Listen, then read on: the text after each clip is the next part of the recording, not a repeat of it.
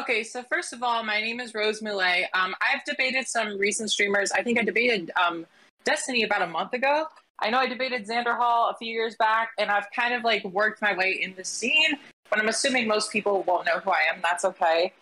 Overall, I'm a transgender woman, right? And, that obviously accounts for a lot of my political beliefs, but I have a very unique perspective. I think there's a problem where a lot of trans people are like in one area where there's not a lot of people who have like nuance, or you see like the space online transgender stuff. It's all like, it seems like a monolith from the outside, and it bothers me. And then on the flip side, you have people like Blair White. So whenever someone doesn't fall, they think automatically you're like this extreme. You're basically a TERF. I hate TERF just as much as everyone else. Now, obviously, I'm not just going to talk about trans issues today, right? I'm anti-gun. I don't think guns should be allowed. So I was hearing you talk about that a few minutes ago. Obviously, we'll get into that. I am also a pro-life transgender woman. That is a controversial take a lot of people have. But I'll get into that when the time comes. Overall, just a lot of really interesting opinions. I also think that you have a lot of very radical beliefs. That kind of turns people away from the left. I see lots of clips of you floating around, and it's maybe not the best optics, but I mean, there's all of that and more to get into. Is that a good introduction? Yeah, I would definitely say you've covered a good few bases. What do you want to touch on first? Do you have a preference? Is there anything that like sticks to you and say, yeah, this is the one I want to go off for? None whatsoever. I defer entirely to you. It's my woke feminist predisposition there. See, that you mentioned the woke feminist stuff. I'm not a feminist myself, so I guess that's. I guess we'll start there. So in feminist spaces, I always feel like excluded for being a transgender woman. Like a lot of the times, like they'll be okay. So I see like my body, my choice, or no uterus, no opinion. That's like a transphobic thing by nature. But it's like, okay, you're excluding trans women, but you're trying to be inclusive. Actually, I think I want to start with guns because you just started talking about guns. I think you mentioned that. I think we want to start there. Yeah, hit me up. Okay. So I was writing down the things that you were saying. So first of all, I think we can reach common ground in one place. First of all, assault weapons. I agree with you in the sense that it's like, you have a school shooting with like 12 deaths. You ban assault weapons, there's going to be like 8 instead of 12. That doesn't really solve a systemic issue. It's like it helps, but you're not really addressing the full issue of the problem. I just don't believe that death machines should be normalized. I don't think there is a logistical reason for people to be walking around with these in their every regular day lives. Like people will say, oh, but I use it to go hunting. It's like, okay, but is that an excuse to like have something around that kills people? And it's like, obviously, school shootings all the time. People say, with all these shootings going on, obviously you said it accounts for the small percentage of the deaths. If you make guns harder to access, you limit the amounts, a lot less young Black men are going to die in these poor neighborhoods. And that's the majority of these cases.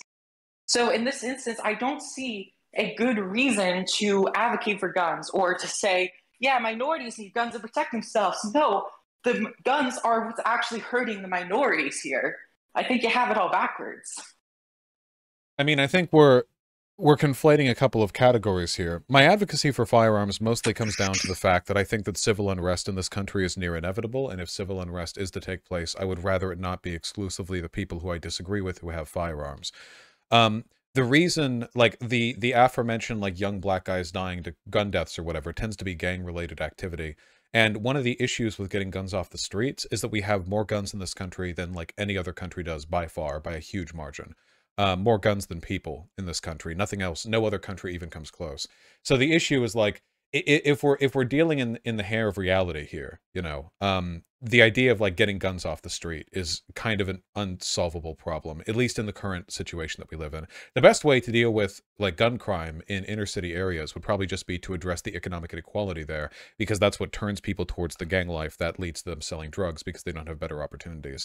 And now, don't get me wrong, my advocacy for gun here, it's not like a principled like first order thing. If a world could be built where nobody really needed or wanted guns and there were pretty heavy regulations, I'd be fine with that. I am in favor of some forms of gun control. But right now I'm mostly concerned with like the right people having enough guns to defend their neighborhoods.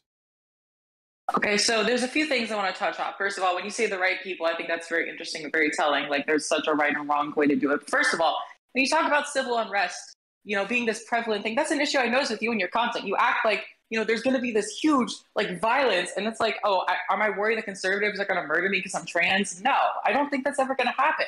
And I think when you say things like that, you're pushing people away, because people look and they look at reality and they say, no, this is not happening. This is not this. Like, I understand the fear. I understand, there's some scary things going on, but I think we need to be realistic in what's actually going on and not make those blanket statements. Now, when you say that, about guns, I do think that you even said it yourself. The fact that we have more guns than any other country, I think that that in itself is a point to be proven that we should have less guns and that these laws should be a thing. Now, yes, these other, social, economical things, they obviously do make a difference. And I think it's important to address those. And, I'm obviously for helping those communities, improving them. But that doesn't, mean suddenly that, we don't also address the fact that these guns are in fact a huge part of the problem. Well, sure, you're free to. And if you can find a way to get rid of all the guns in this country, or at least get rid of a large number of them, then I think we could take seriously that proposition. But at the moment, to my knowledge, no effort to decrease the number of guns in the United States has ever succeeded. I don't know if there's even like a theoretical way that you would go about doing that. In terms of fear-mongering or whatever else, I don't think that, not only do I think what I'm saying is reasonable, I don't even think I'm saying things that aren't already happening. During the Black Lives Matter protests, right-wing militias did make their move in a number of coastal cities at trying to impose a kind of, proxied political order in the areas that they were in. Everyone talks about Rittenhouse, but what about Portland, where there were, in fact, far-right groups on their, pickup trucks marauding on in with a bunch of guns in the back, trying to be faux cops. Considering the fact that the Republican Party is openly anti-democracy, the idea of civil unrest in the future, it's not a possibility, really. It's just a seemingly inevitable consequence of them attaining power. Even if they don't. I mean, we saw January 6th. That's what happens when they don't attain power. There's no reason to believe these things are going to get better in the future, and I don't think there's anything wrong with preparing for them if they get worse. Well, I would say the fact that January 6th, as awful as it was, the fact that nothing did happen from it is just proof that our democracy is great and that, it's able to prevent these coups from happening. I say that's a plus for United States democracy. What I also say is, you said before you talked to me that, school shootings account for such a small percent of gun deaths that it's not worth mentioning. Yeah, when you talk about the political violence being done by conservatives, that's also a very small percentage of violence or political violence in general being done. So yeah, you seem like that's a major thing to focus on, like this inevitable disaster is coming. When if you look at the statistics, I mean, how many people in the United States have died from conservative violence? Obviously, there's some, and every time it's a tragedy, and I hope the people that do that are locked in prison because it's just disgusting. But I don't think it's this systemic-wide issue. Obviously, there's extremists, content, people trying to lead people those directions. We can have that discussion, but I don't, think that there's going to be any crazy mass violence against any groups, or that this is a serious threat that needs serious action. Everyone says it can't happen here till it happens here, right? I mean, you say that because January 6th didn't lead to the overthrow of the government, that's a sign of America's strength, but the beer hall putsch in Germany also did not lead to the overthrow of the Weimar Republic. The difference there being, of course, that Hitler was thrown in jail after the beer hall putsch, and no Republican officials were thrown in jail after January 6th, even after it was found that many of them were complicit in organizing it. So I'd say we're setting things up pretty darn well for the future right now. So my argument here isn't based on conservative crime statistics. We have a party, the second largest party in the country, who is pretty openly anti-democracy, and if they attain power, I think there's fair reason to believe that they would use it to subvert our democracy. And in such a time of civil unrest, I think it's good that people be armed. You would agree that Republicans are anti-democracy, right? That there's no other way to reconcile their behavior, the support of the insurrection, the persistent months and years-long lying about the results of the 2020 election, the fact that Donald Trump it continues to essentially prompt and threaten civil war in speeches and in social media behavior, suggesting that he's been wronged and that nothing but a violent insurrection can oust the the Democratic establishment. The QAnon pandering. I mean, it would be very difficult to look at all that and go yeah, when Republicans attain power, they definitely won't try to undermine our democracy. I think that there is a point to be had in the sense that when it comes to Joe Biden winning the election fairly, there was a disturbing amount of people who said, no, Joe Biden did not win this fair election because of, I don't know, reasons, mail-in voting, even though statistically been proven to actually be realistic, and it actually accounts for all the votes, people still said that that wasn't right. But my argument would be like when Trump won in 2016, people were saying, no, Hillary won this election. So it's like, yeah, is it different? Obviously, I think in this case, you know, the Republicans were maybe a little more extreme than 2016. But at the same time, I don't think... Wait, I'm sorry. I have to hold on that. Hillary Clinton conceded the election the next day. The people who said Hillary Clinton won the election did so because she won the popular vote while losing the electoral vote. Nothing that Hillary Clinton's fans did was like subverting democracy. It was criticism of the electoral college system. I don't think there's any comparison to be made between that. No, I know. I was actually just about to say that. I don't think it's the same, but I think there's enough like seeds in the ground. I don't think it's, obviously, if you look at it, I think there's a lot more problem on one side than another. I think that is a fair point to make. And I do think that that's a worrying trend that we need to talk about. But I don't think it's such a worrying trend that it's like people need to arm themselves, be prepared for this huge political unrest in the nation. I think we're fine. We have a party. I think the media just wants to make it seem like so extreme, and I think we're okay. Backed an insurrection attempt for whom tens of millions of Americans still believe that the current sitting president is there illegitimately after cheating, who believe that there is a deep state that conspiratorially orchestrates the outcomes of American elections with a presidential frontrunner, Donald Trump, who not only did prompt all of this, but continues to threaten that our democracy is illegitimate. This isn't, you think the media is overblowing this? I think the media is underblowing this. What we're looking at right now is a pretty clear set of signals that the Republican Party, if given the power to, would just do away with democracy. They already have the courts. They're probably going to have the Senate. They might end up having the House. In 2024, if they win the presidency, they're going to have the court and the presidency, and they will, at worst, have a deadlock in Congress. And at best, they might have both of the bicameral seats. If that's the case, I consider that, I mean, we're talking about a tremendous, tremendous threat. I think that you're dramatically downplaying both the seeming interest they have in undermining democracy and also the means that they have to achieve it, the ability. They're currently undermining long-standing constitutional precedent with Roe v. Wade. The Roe v. Wade thing is, if you look at the statistics of who supports it, it's unpopular and it's probably going to hurt them in the vote. I don't think, though, that like Republicans would suddenly become a dictatorship if politically it was okay for them to do so. I think if they ever tried to do that, they would never win an election again because nobody wants a dictator. We want free and fair elections. They wouldn't need to win an election. Maybe that's the case, but I don't think that there's going to be a point where they're going to try to start advocating for that.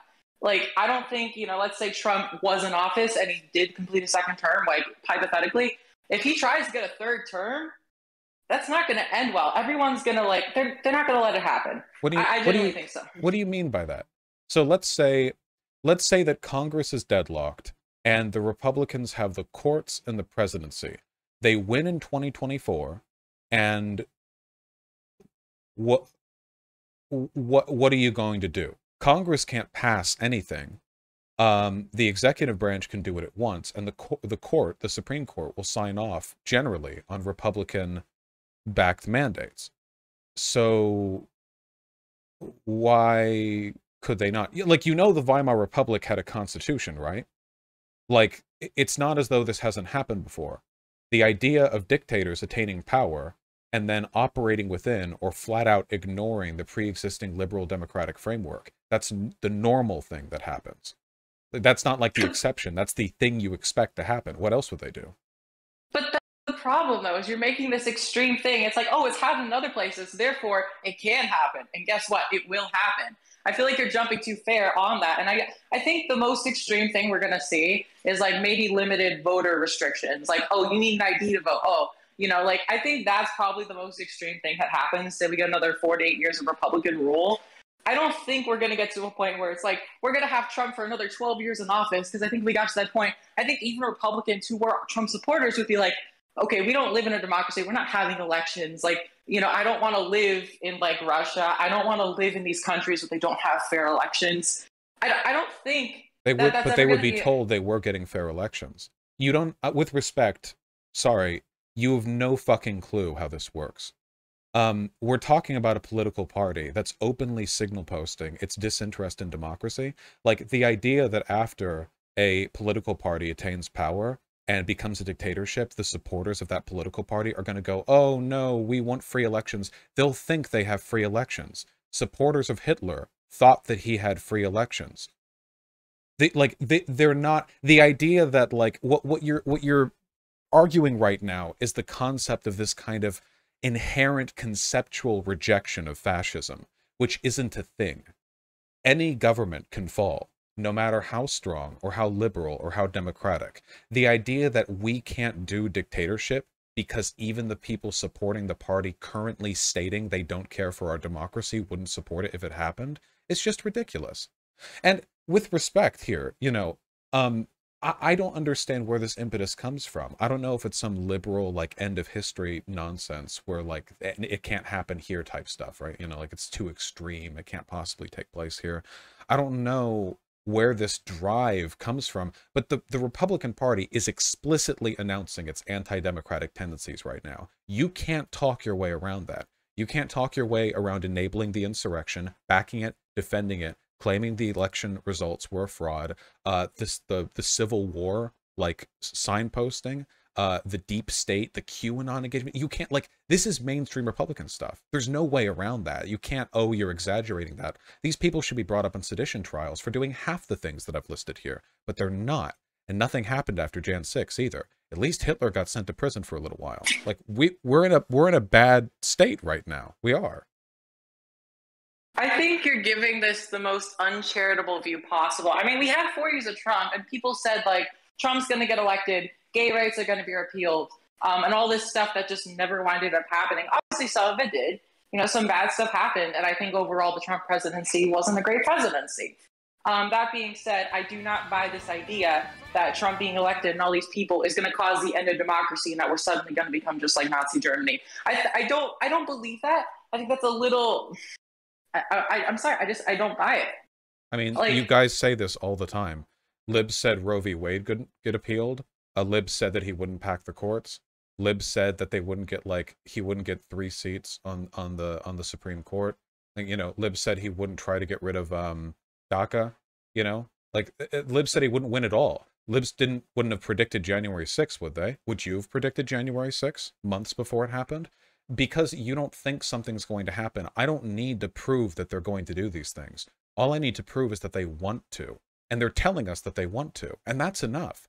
This isn't like a game. This is the United States of America.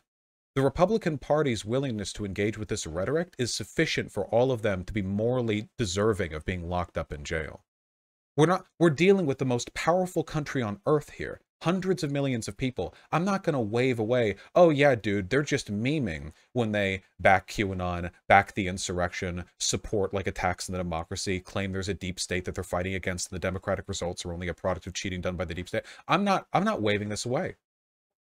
The fact that you would even compare that to what happened in 2016 with Hillary is ridiculous to me. I mean, all they did was point out fairly that the Electoral College... It's not the same.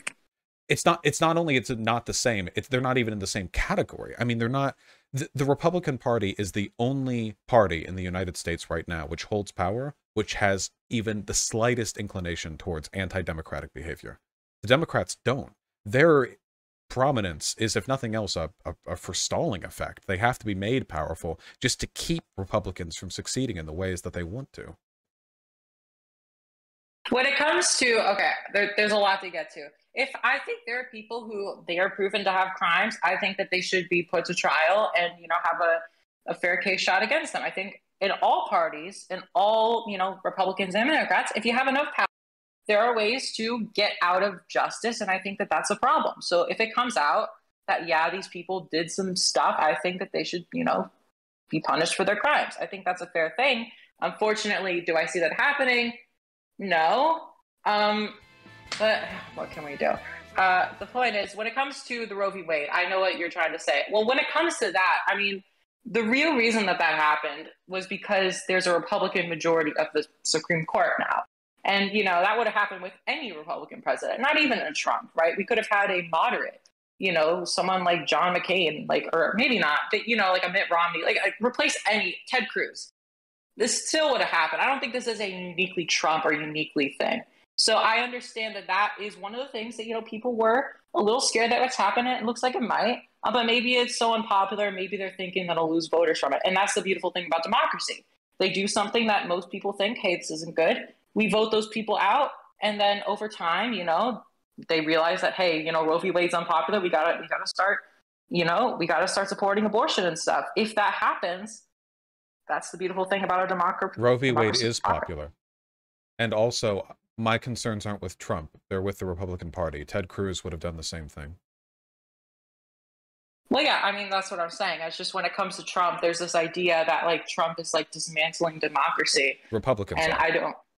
Yeah, sure. I mean, that's the thing. I don't believe that Republicans are, like, this evil group of people. I mean, these are, like, most Republicans are just, like, you know, your neighbors. You're just, like, average. Like, I've talked to people who they see some of the stuff happening in the Republican Party, and, you know, they voted for Biden, or they say, you know, they can't support this. It's like, you know, I like certain things about the Republican Party, but, you know, they've gone a bit crazy. I mean, I've seen people do the same to the other side, but Trump's approval rating has been unwaveringly high in the Republican Party since he burst onto the scene in 2016, though.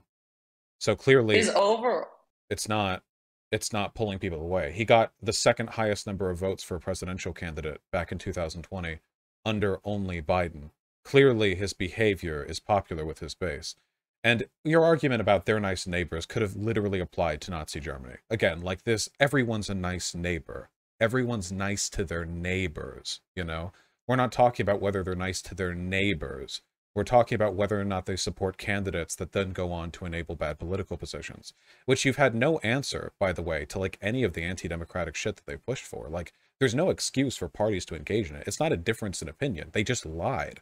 I'm talking about Republican officials. Is there any explanation other than them being anti-democratic and evil and power-hungry for them repeatedly lying over and over? Not just the candidates, but spreading propaganda, paying out media outlets, you know, to spread misinformation about the election to give the impression that Donald Trump actually won. The only explanation here is that they are willing to subvert democracy to attain power, and that's enough of an indictment as far as I'm concerned. Okay, so there's a few things I want to touch on. First of all, I think when you made the neighbors thing, I mean, that is like, you can apply that to literally anything. Like, oh, well, neighbor is nice, you know, he wouldn't have, you know, done this awful thing, or I didn't think he would have, you know, sexually assaulted somebody. Like, people say that, but it's like, it's different because the neighbors aren't, you know, oh, we like, you know, Nazi party. We like these policies that put millions of people in these camps that are murdered. Like, no, these are people who just like people because their taxes are lowered, or they like people because, you know, they just have different political views that aren't as extreme as I think you're making it out to be. Trump got elected not because of tax policy, but because of his fear-mongering over illegal immigrants. The idea that we should ship all the illegal immigrants back, literally removing millions of people from this country and committing genocide, that is a popular belief in the Republican Party. And also, do you think that when you talked with, like, Nazi neighbors in Germany, like, they were like, ah, yes, the Jews are so bad? No, like, you just talked. They're neighbors. People are nice to their neighbors. I don't care whether the individual Republican is a good or a bad person. I only care about the outcomes that these votes, like, get put towards. Yeah. Like, you know, the Nazis probably weren't so open, but it's like, it's not a secret. Like, the Nazis knew what they were supporting, and I don't think it's the same. I think that's fair. Like, Republican Party is not Nazi Germany. I shouldn't have to explain that, but whatever. Do they have to literally be Nazi Germany for them to be anti-democratic and fascist? I mean, maybe there are, if you blink, you can see some things that are, you know, a bit iffy that there's a reason I personally am not. You've not responded to any of the anti-democratic behaviors that I've listed. I've listed them like 3 or 4 times. I've said that I don't support it. Like, oh, you don't support it. Well, that's good to know. Like, I just don't think it's as extreme as you make it out to be. But when it comes to the illegal immigration, it's like, these people support legal immigration. It's just that, you know, there are people who aren't taking the legal rights. And to be fair, there is a reason for it. We should make immigration legal and easier. I believe in that fully. I think that that's a flaw that we have. Of course, there's people who say, oh, we shouldn't have. And there's racism involved in that. And I think that that's a problem. There's better ways to handle these issues. I think Trump of, did spread racist rhetoric. I will concede to that. He did. I'm glad that you disagree with their anti-democratic behavior, but I don't know how you can say I'm exaggerating when I say they're anti-democratic, when I list behaviors they've engaged in that can only be explained by them being anti-democratic. Like, it's pretty one-to-one here. There's not really a euphemism like you can do with racism, like there's some other explanation. The only explanation about willfully lying about the results of an election for months and then essentially backing an insurrectionary attempt to engage in a coup and then only backing away from it after it became clear that the outcomes wouldn't be positive for them, and then going on to then support the perpetrators of the coup, the way that Marjorie Taylor Greene did, calling the people who were imprisoned after Jan 6 political prisoners. Like, there's no explanation for this other than they're anti-democratic. I don't think that's an exaggeration. It's a straightforward read on their position. I think the Republican Party is in a weird state. I think we're going to need a few more election cycles for them to find a new identity. But I do think it's clear that, you know, their behavior is unacceptable by most Americans. Obviously, there's some fringes and there's some who just maybe tolerate it. You know, people have differing views on this. But I think we're going to get to a place very soon. I don't think it's going to become this extreme thing. I think they've only been getting more extreme. Since Trump, they've only, well, since the Tea Party, they've only gotten more extreme. Like every successive year, all of their positions have gotten more far right. They haven't moderated at all. You could say the same thing about the left, though. You could say that, like, oh, we're going more left. Like, oh my God, look, we're becoming socialists. We're becoming like, you know what I'm saying? I feel like politics in general is getting more extreme. The headliner of the Democrats is Joe Biden, who's been in office since the 1800s and was VP under Biden. The headliner of the Republicans is Trump, who is the representative of the farthest right constituents of his party outside of the actual, like, neo-Nazis or QAnoners, who he just tacitly supports instead of openly supporting. Also, when the left gets more extreme, it's towards good things. When the right gets more extreme, it's towards bad things. So I'm okay with the left getting more extreme. In fact, I want that.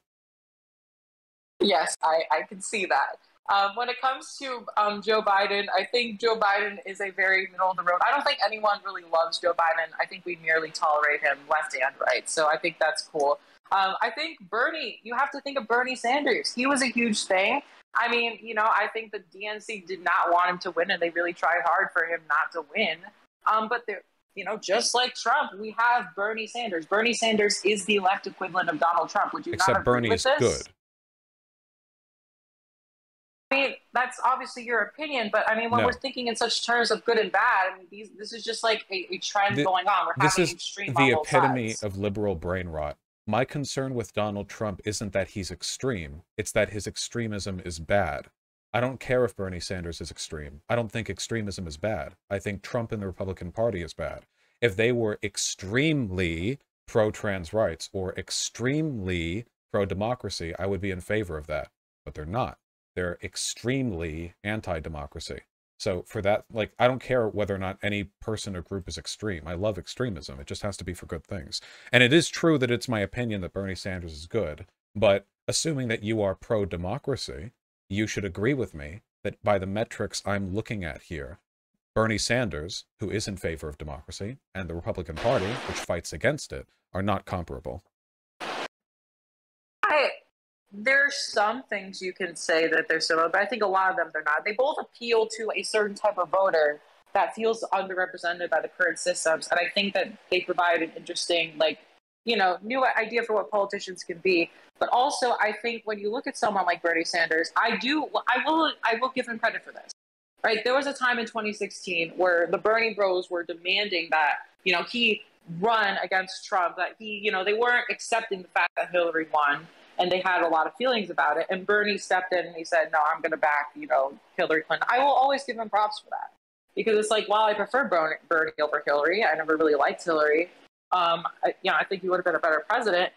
You know, there's a thing to be respected when someone does adhere to democracy. So I will give you credit for that. Yeah, I mean, I think that's a fair thing to say. It doesn't have to be about defending him. I'm only making the point that the Republican Party is anti-democratic and has shown every sign that they're going to continue being anti-democratic. They're rolling up for 2024. It's going to be great. Well, we'll find out what happens. I just think a good example of this is like gerrymandering. Like people say one side or the other, oh, this person empowers gerrymandering. They're changing the borders. And then the other side takes, they have power and all of a sudden they're gerrymandering. It's like, I think whoever is in control is going to keep in control. And yes, currently speaking, the Republicans are doing so more than the Democrats. But I think it's more of a systemic issue than let's blame this one party and call them evil. And also, when you call Republicans evil, you're not doing a good job of convincing them to your side. That's fine. Did Democrats do a January 6th and support an attack on the Capitol after Donald Trump won in 2016? No, they did. Okay. Obviously, did they spend I think months denying the results? Cool. People compare those. I don't agree. No, not comparable. Did people? I literally just said that. Okay, just said the well, I agree. You said, yeah. So did Democrats then spend months lying about the results of the election after 2016 and claiming that the only reason that Donald Trump won is because of an elaborate ballot and voter fraud scheme? They didn't, but they heavily campaigned for Hillary to still get elected. I don't think it's the same, but there is some comparison to be made. Wait, how did they heavily campaign for Hillary to still get elected? What do you mean by that? Yeah, I was seeing petitions signed. I mean, this was so many years ago. My memory isn't the best, but I do remember petitions being signed saying, we need to get these electors to pledge against what they're being told. And there were these campaigns online. People were really passionate about this. I mean, there was a lot of people. I mean, it's not the same. I know it's not the same, but there was a thing, and I think it's a precursor to what we're experiencing now, because people did not want Trump in office. There are online petitions to everything. That's not a precursor. There are online petitions to literally everything. Trump's behavior was backed by the party. Protests. There were probably like I said, it's not the same. But there were. But then why do you keep trying to equivocate the Democratic Party, which isn't anti-democratic, to the Republican Party, which is? There isn't a comparison here. It was the first sign. I mean, we didn't have this kind of stuff. I mean, maybe a little bit when Obama was elected, but we didn't. This is kind of unusual what's happening recently, and I think the 2016 was a sign that we were headed in this direction with the division from that election. I mean, we can't deny that was one of the most divisive, crazy times in politics. People being ass mad about their preferred candidate not winning has been a thing for as long as democracy has existed. The idea of the entire political party spending months working in tandem with their media to propagate the idea that the election was stolen from them is an entirely different thing. That's a whole new thing. And they haven't even given it up. I think most people are over it now. I mean, there's some fringe people who are yeah, I think if you talk to most conservatives, I think they'll be they've kind of accepted Joe Biden. They've tolerated him like we all have. I think tens of millions of Republicans believe that Trump won in 2020. A poll done on September 12th, 2021 says 59% of GOP voters say believing Trump won in 2020 is important to being a Republican. 2/3 of Republicans still think the 2020 election. Yeah, it's somewhere between 50% to the majority of Republicans believe that Donald Trump had the election stolen from them. That's too many. You don't need 100 million people to win a coup.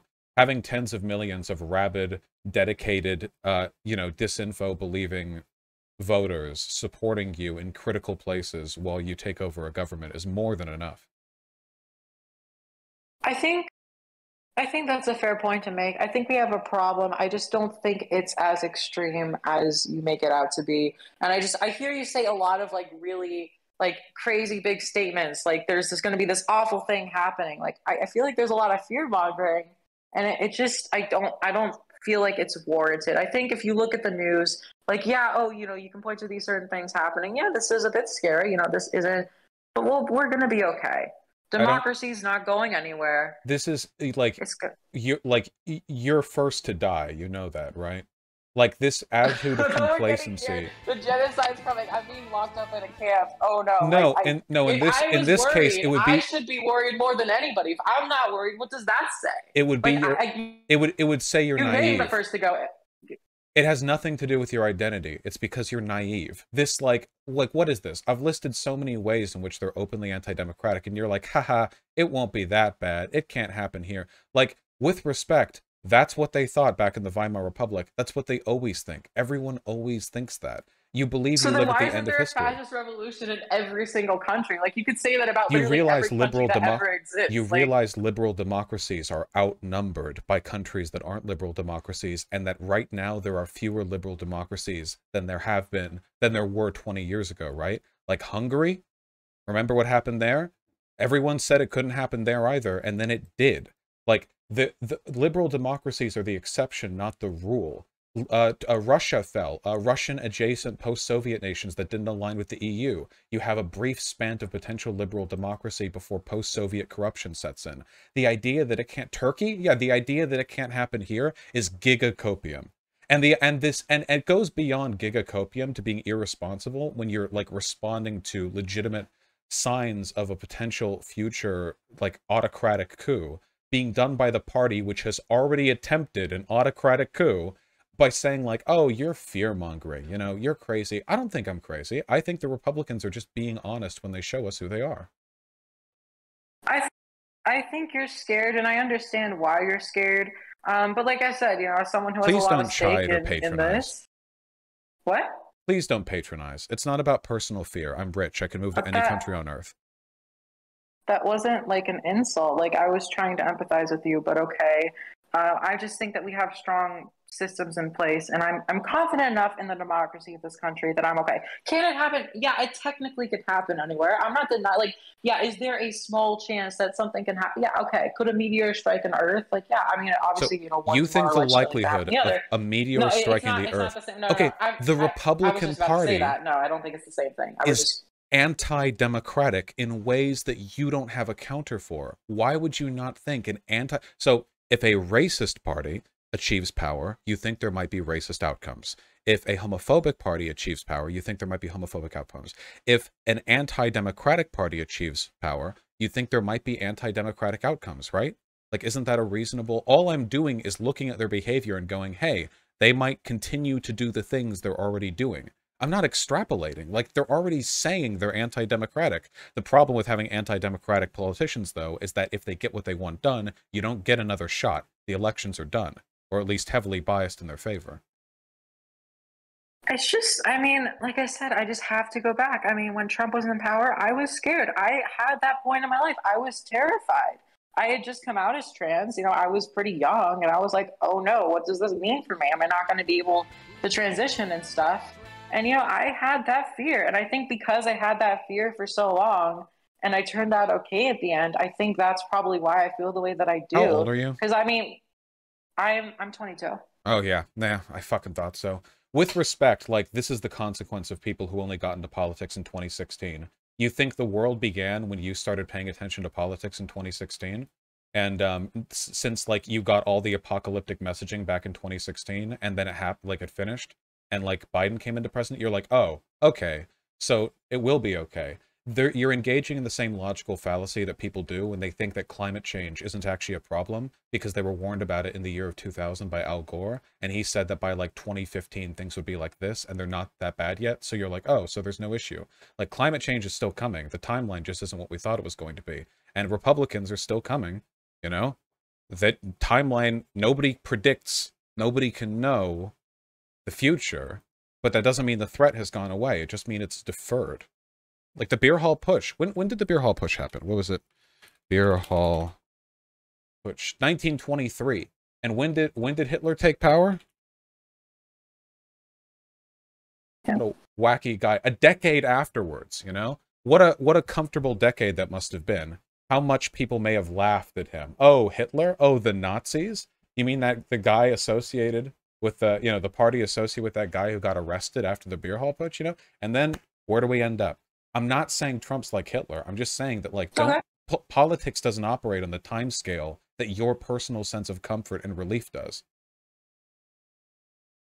I think that that's probably a very, very fair point.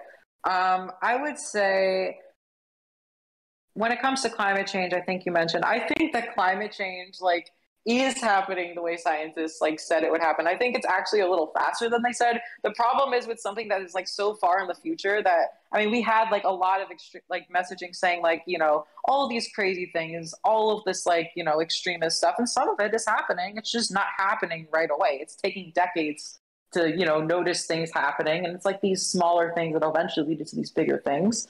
A lot of drastic stuff is changing, but because it's like the average American's life isn't really changing that much, people don't think it's a substantial threat, when in reality it is a more long-lasting threat.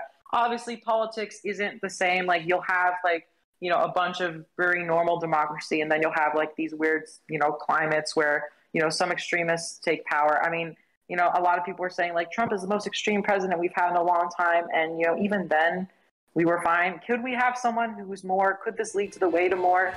I guess there's always a possibility. There always is. But like I said, I don't see that happening. I think as a society, I'm very happy with the way that, like, you know, people are. I think people are more moderate. I mean, well, not more moderate. I think people aren't as extreme. I don't think that the public is really going to, you know, vote for someone who is super, like, extreme on the right. I don't think that that is very popular with the American people. But I they think we're did. becoming more progressive as a society. But they did do that. I don't think Trump would win. If we did an election right now, I do not think Trump would win. I mean, maybe it's possible that he would. He came close in 2020, and he had more votes for him than any other candidate in U.S. history apart from Biden in that same election. I mean, he lost. He won in 2016. He lost in 2020. I mean, okay. That's all I really have to say. So I know that he lost, but my threshold for believing we've overcome the specter of far-right anti-democracy is not they lost an election one time, which again, they did. The Nazis, they did. It doesn't matter whether or not they win or lose one time. They only have to win once, and they're positioned pretty well for 2024. Well, we'll see what happens. I mean, Trump did win once. And yeah, you say we only need once. He won once, and we got someone like Biden now. Very calm, very, I don't want to say uneventful, but I don't think it's entirely uneventful. But compared to Trump, I mean, Trump was a very interesting figure. What has Trump done in the past 4 years? Has he moderated in response to this voter pressure for him to become more moderate? Or has he only been more extreme with time? It's not like he didn't do work back during his first presidency, you know. The first presidency, he spent the entire time radicalizing his base. Republicans, over the course of just a few years, went from the John McCain era of complacent neocon, cuck Republicans, to being like epic red pill Donald Trump, like proto-fascists who basically believe in QAnon and think that like the whole country is falling apart and can only be saved by a strongman. It took him that long to move tens of millions of Americans over to his standard.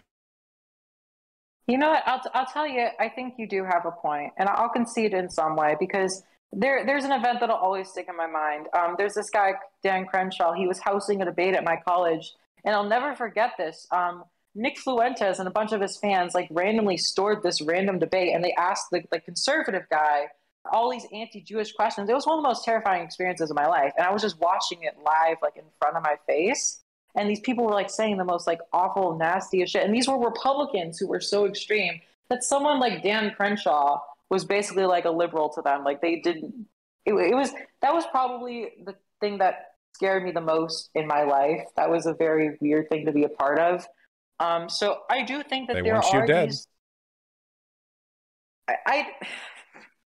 They want me dead. I mean, I don't know if they want me dead. I think that's a very extreme thing to say. Like, even if these people have political power, I don't think that they're going to go all and like lock me up in a camp somewhere.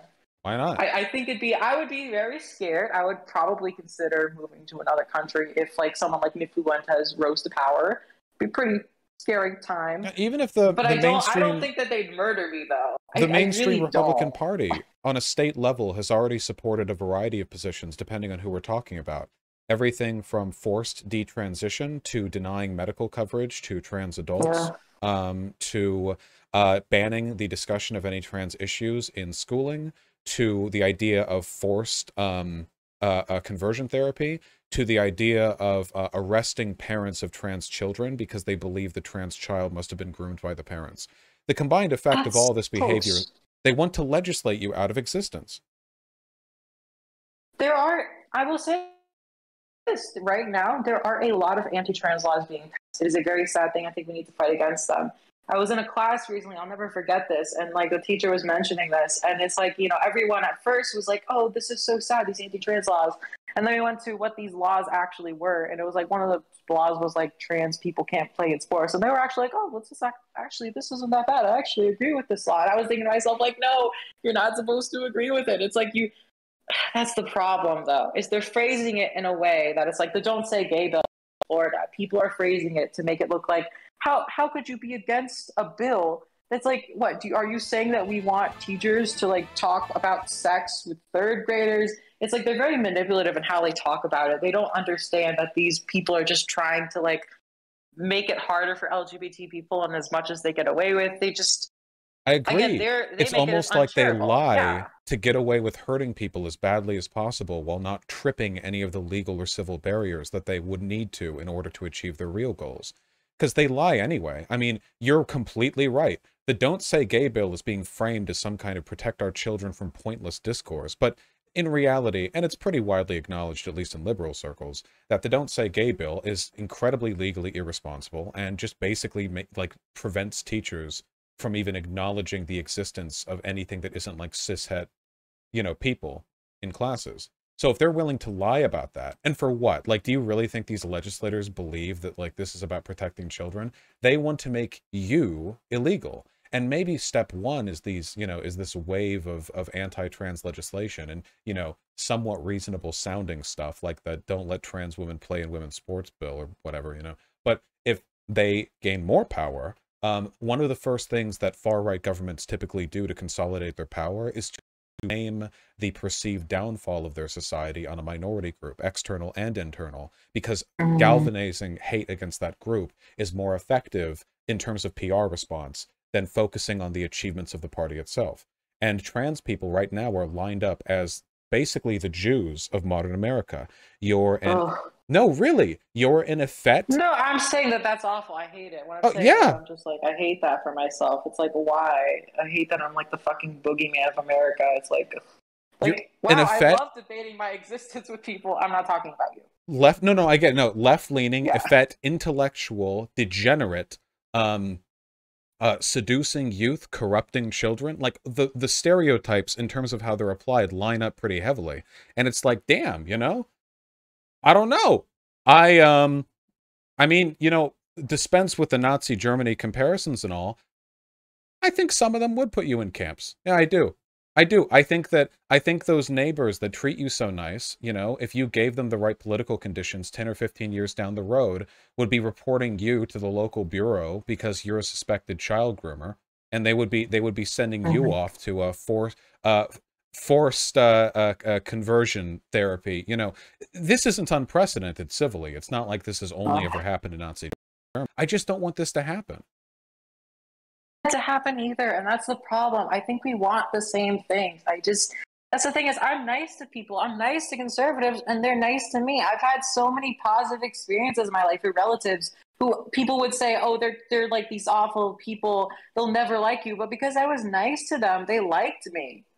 And it was like, we were cool. They were better about trans rights because I was nice, because I understood them, and because I was reasonable. And that's why I feel like I am the way I am, because I've seen it firsthand. I think there's so much divisiveness, but if we just like talk to people and be like, hey, I'm just like a woman. I don't want to like, you know, remove gender roles. I'm not trying to erase gender, all these things that people are saying. I just want to exist in society as a woman, and for it not to be a huge deal. There are conservatives who will shit talk BLM and say George Floyd is 2 years off his fentanyl addiction or whatever, but they'll have like black coworkers that they talk nice with, you know? There are plenty of anti-feminists and anti-women's rights advocates who have good relationships with individual women in their lives. There's a difference between individual decorum and like political advocacy. And at the end of the day, like, people being nice to you in person can never be a good metric for their political positions generally, because you'll always be one of the good ones.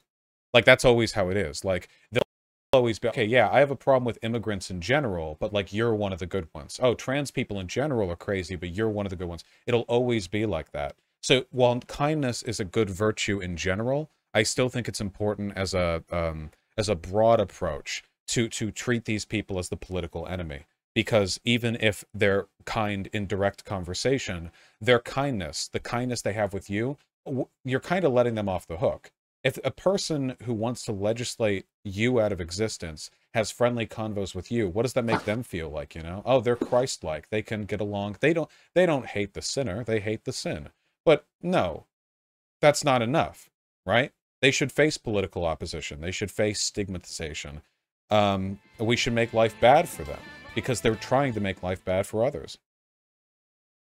I mean, the issue here is when it comes to trans people, there's just not a lot of us out there. I mean, online it's different. I mean, you know, a lot of trans people online, but you know, I think don't quote me on this, but I remember seeing somewhere that only like 30% of people know a trans person. I was surprised it was like even that high, like in real life, you know. Most people haven't met a trans person. Like all we're seeing is like trans people in the media, and when you see trans people in the media, it's usually not great representation. Yeah. So I think it's always good to be a positive role model, because I could be super argumentative and be like, oh, how dare you vote for Trump? How dare you? But like, what is that going to do? It's just going to make me the enemy, and it's not going to get me anywhere with these people. Instead, if I'm nice to them, it's like, hey, I disagree with you politically, but like, you know, I'm not what you think I am. I'm just like pretty chill. Oh, I'm nice when I talk to conservatives. I'm nice when I talk to conservatives in person, you know. But there's a middle ground. You don't have to freak out and yell at them for voting for Trump or whatever, but I think you gotta stand your ground like it's a law, you know? And you can't ever delude yourself into thinking that because they're nice individually, that means their political aspirations aren't malicious. More extreme ends, maybe. I think even the moderate conservative does have transphobic feelings. Like, even the moderate liberal probably has transphobic feelings, right? I mean, you know, I was debated Destiny recently. I'm sure, you know, there are some Destiny viewers who aren't transphobic. I'm sure there are some who are. Maybe some of your viewers are transphobic, but I think you're very anti, what is it? You're very pro-trans, but I'm sure, you know, I just think in society, unfortunately speaking, you pull 10 people on the street, I think 7 of them are probably going to have some very iffy views on trans people, and 2 of them, of the 2 of the other 3 are like going to say that they're pro-trans, but they're not super pro-trans. Like, we're very far from the problem. I acknowledge it's such that. a new thing. Yeah. No, and I that's agree what with that. sucks, having to live that. And it's like most people I talk to, they're going to be like, oh yeah, they're not going to say something to my face, but they might feel some way. And it's like, yeah, you can say, oh, this is Republicans, and maybe there's more Republicans than Democrats. But I've had Democrats say super transphobic stuff to me. Like, if I don't agree with them politically, like, you know, on the abortion thing or anything, I've had like feminists say to me, oh, well, you know, only like, you're not a real woman. Like, I forget what they said, but they said some like as soon as I disagree with them politically, like their true nature comes out, and they'll say, well, actually, your opinion doesn't matter because you're not a real woman anyway. And I was just like, oh, so that's how you really feel? Like, oh my God. And so then I see stuff like that, and I'm thinking like, okay, this is just as bad as what the Republicans are saying to me. Like, I don't understand. Maybe it's not about which individuals support which positions. It's about which political forces they back. And at the end of the day, the Republican Party right now is embroiled in a massive anti-trans wave of propaganda and legislation, and the Democrats aren't. I acknowledge that there are plenty of phony progressives out there, and plenty of Republicans who are capable of being nice interpersonally with trans people. But I feel like it's important to look beyond people's individual levels of civil, you know, decorum, and focus on what matters most, which is ultimately, you know, after all the civility is set aside and the decorum is put away, what do people vote for? What actual political positions do people support? And I would always rather have a transphobe voting blue than a you know, a person who considers themselves an egalitarian voting red, because that's the outcome that actually is going to have an effect on my life. Maybe I would say that the culture is important, because I mean, when you talk about like, you know, there's a bunch of like, let's say there are a bunch of like TERFs. They're liberals, but they hate trans people. You know, daily life is still going to be really hard for, you know, me, because of all these TERF types out there. But it's like, oh, but they're technically voting for the left, you know? So I guess like, you know, certain things like, but well, you can be cunty to them if you want. Too. I'm not defending these people. You can treat them like shit for all I care. I mean, I want to be respectful. I had someone I was going to talk to a bit, and then kind of it didn't wind up happening because it was so weird, because this person was like nice to me, and then like the next day he's like retweeting all these like TERF articles, and it just is so weird. It's like, I want to be nice to people, and that's the thing I'm struggling with. It's like people who are starting to, like, fall for this transphobic propaganda and stuff. It's like, I want to be nice to them, but maybe that's like not always work. And like, how do I deal with that? It's like, I don't believe like, oh, just give up, don't care what they think. Like, there's always an effort to be made.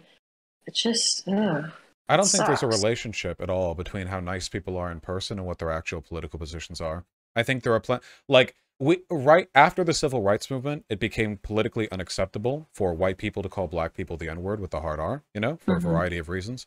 But all those people who used to do that day to day, they're still politicians. They're still deans. They're still principals. They're still bosses.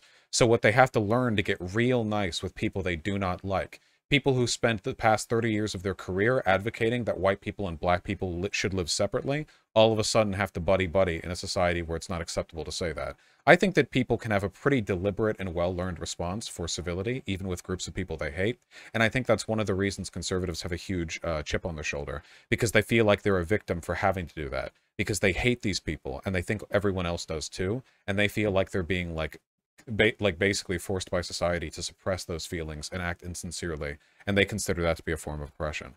And I really feel like the only way to get past that, because you'll never know if a person who's being nice to you is doing so sincerely or not. The only way to really get past that, I think, is to just deal with the cultural forces that make these people prominent to begin with. And there's no denying that right now, the reason a shoulder about trans people is because they're being told to by conservative media and conservative politicians for no reason. Like, nothing was happening, and then conservatives just decided in 2017 with the anti-trans bathroom bill, banning trans people from the military despite the Pentagon recommendation, all the conservative obsession with drag queen times story hour, the current... Well, I don't like drag queen story hour, but otherwise I agree with you 100%. Well, right, but it's not an indictment of trans people in general. Drag queens aren't even trans necessarily. Yeah, 100%. I'm anti-drag queen, but I agree with you with everything else. It all gets roped in. And they're... Fair. Right, and yeah, and so I think like we have to cut the head off. You know what I mean? We got to lop them, and the best way to do that, I think, is to promote aggressive anti-Republican political advocacy. Here's the thing, though. I want to get back to something you said.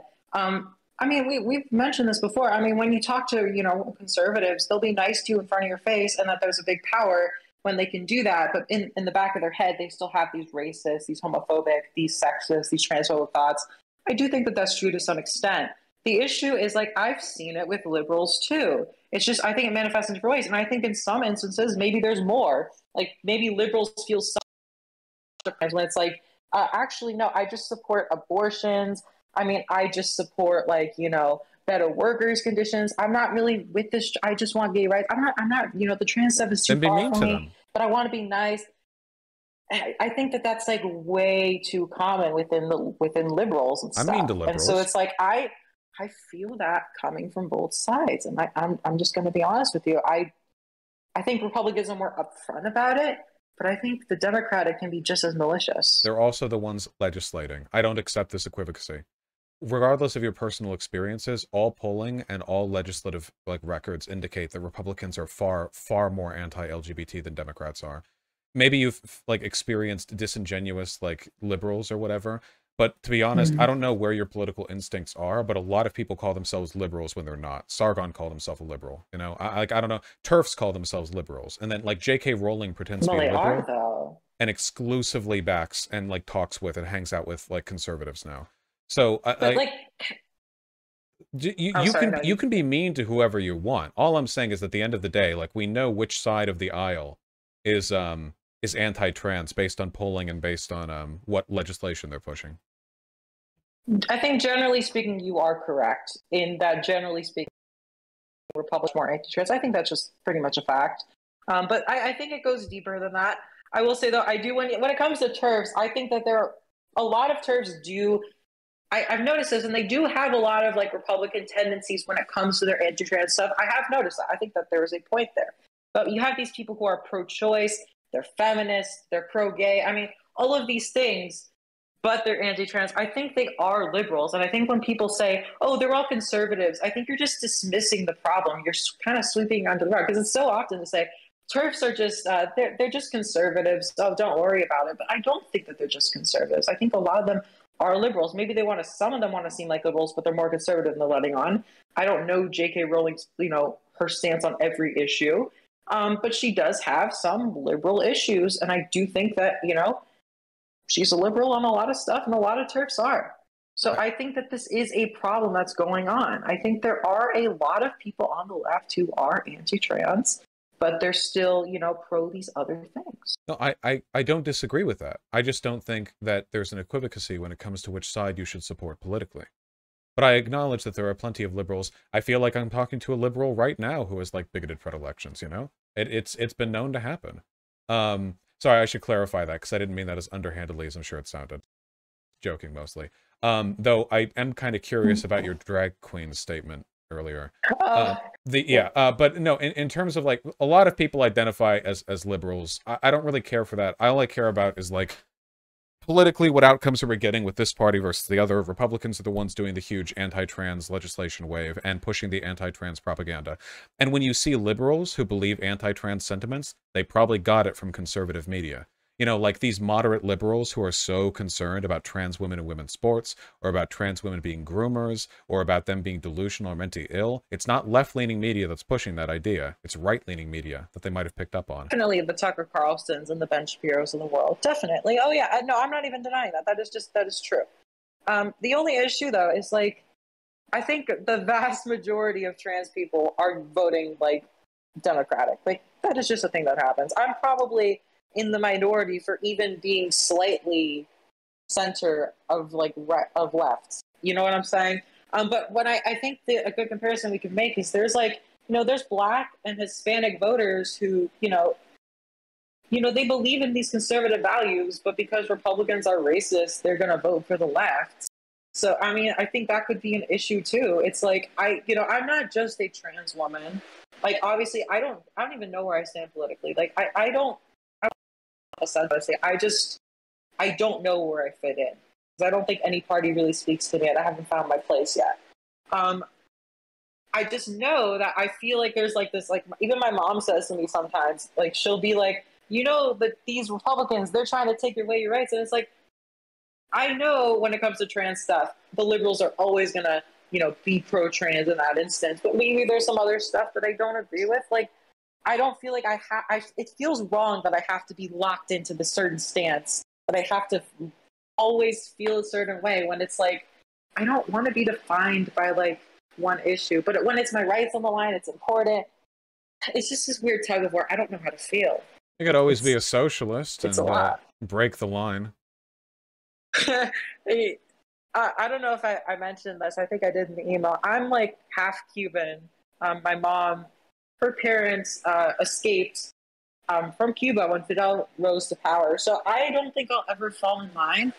Here's the thing, though. I think when it comes to, like, what we actually believe, I kind of believe in a lot of the same stuff. I think that minimum wage needs to be increased. I think workers deserve more rights. So you think, oh, well, you do think, no, I'm not a socialist. I do believe that, like, capitalism should still exist. I think, businesses shouldn't go away. I think that there's a lot of regulations that need to be put on better, and that, the average American lives a better life.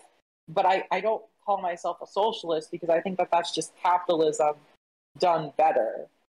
So you know what I'm saying? And I don't want to, like Cuba's really bad. I don't want America to ever become like that. Super capitalism, perhaps? I'm a big fan of super capitalism.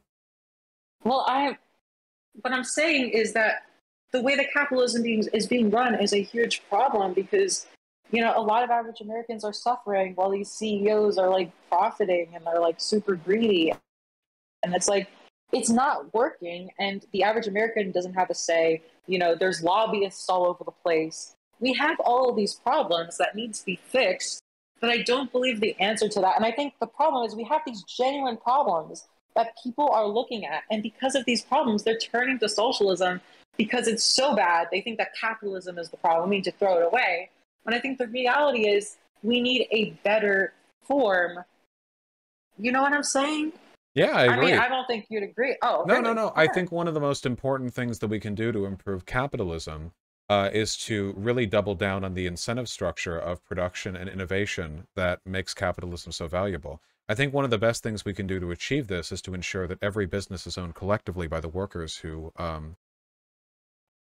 produce. All of the workers have a collective incentive to maximize the effectiveness of their business. Super capitalism. Okay, so I feel like that's the thing that I think you're trying to trick me into like the workers, the means. I think you're trying to trick me into some Marxist stuff. No, I no, no, just no, I no. want I want to know what you mean when you say that though, because we have to. I think we're fighting a fine line of like there's a certain point. It's like I don't think the CEO should be making the exact same as the average worker, but I don't think the average worker should be making $10 an hour. I think they need to be making a living wage. I Um, think I think there's a fine line in between there where you can find a beautiful harmony that works. Well, of course, I am a socialist, which means that the ideal society, or at least the society that I would like to work towards, it's always more complicated than that, is one where the commodity form has been abolished. That is to say, goods are no longer produced for the purpose of selling them. And additionally, where you have a democratization of the means of production. So the means of production are controlled collectively by the people, or by the working class. And I think one of the most effective ways to move in that direction is to push for a worker cooperative economy, which is generally referred to as market socialism, though there's a bit more to it than that. And I think that would be one of the steps that we could take. Not all worker cooperatives are flat in terms of their pay, like everyone gets paid the same, but the most essential feature is that there is a democracy. Most companies are autocratic by nature. You don't really have a way of second guessing or checking what the boss does or says. So a worker cooperative allows for some level of democracy, whether that be voting on issues or voting in managers. Okay, I do think that workers should probably have more say in their place. I think, they should have more say than they currently get. I don't think they should have all the say. I do think that there's upper management roles for a reason, but they should have more say than they currently do. I think that that is a problem and that is a thing that is happening. And when it comes to selling goods, though, I think people, if you say, oh, well, no one's doing it for profit, I think that, when people sell things for profit, they're basically giving people more of what they want. So, people say that these companies are so evil, but it's like the problem is because they're making money, the fact that they're making money incentivizes them to make the things that people want. And it incentivizes people to be like, oh, I'm going to make this thing that, it's going to benefit people's lives because it's going to make me rich as well. I think it's a mutual benefit in this case. And I think Well, there are goods to capitalism. There's also bads to capitalism, and we have to regulate those so that, it's more tolerable. they're not giving anyone anything, right? They're selling. But it really depends on the market we're talking about, right? So when we talk about decommodification, there are things in America that are modified. In some cities, there's decommodified transport and travel, where it's managed by the city. There are countries where decommodified housing initiatives exist. Medical care, decommodified to an extent when you have Medicaid, to the extent at least the government is capturing a portion of its interests. I think that when we talk about decommodification, the first things we need to work on decommodifying are elements of industry where the supply-demand curve doesn't function that well. Because oftentimes it's more profitable to do something that's just worse socially, and there's also not really a need for consumer choice. For example, medical care. Consumer choice doesn't exist for medical care the same way it does for other things, because nobody goes shopping around for like a surgery to have done on them. Emergency services are done at the closest hospital to you because that is where you need to go immediately. And usually you're just looking for some very basic medical supervision over some issue that you have to get a prescription. But it's not like you don't like shop around hospital to hospital for the most part. Usually because hospitals don't have to make their prices public. So decommodification can be effective there. Housing industry. You have massive housing crises in large cities because the state or the local government is preventing companies from building out more housing because housing realtors want to keep the rent so they can sell them at a higher price, and existing homeowners don't want the evaluation of their housing price to go down by the existence of new houses to be built. So like you have instances where the supply demand shit just doesn't work that well. You have inelastic markets. So we can test decommodification there. Other countries already have. It's been effective. You know, and I think that's a good way to start in that direction. I'm okay with an incremental approach towards these things, insofar as it gives us data to work with. Okay. Oh, wow. There's a lot I need to cover. I've been writing down these notes. I would say, okay, where do I even start? When it comes to these medical things specifically, right? I want to mention a personal story I have, right? I have relatives in Cuba. I have a relative in Cuba who has cancer, and my mom literally had to fly to Cuba to get the medicine from the United States because even though their healthcare was free, they didn't have really good healthcare.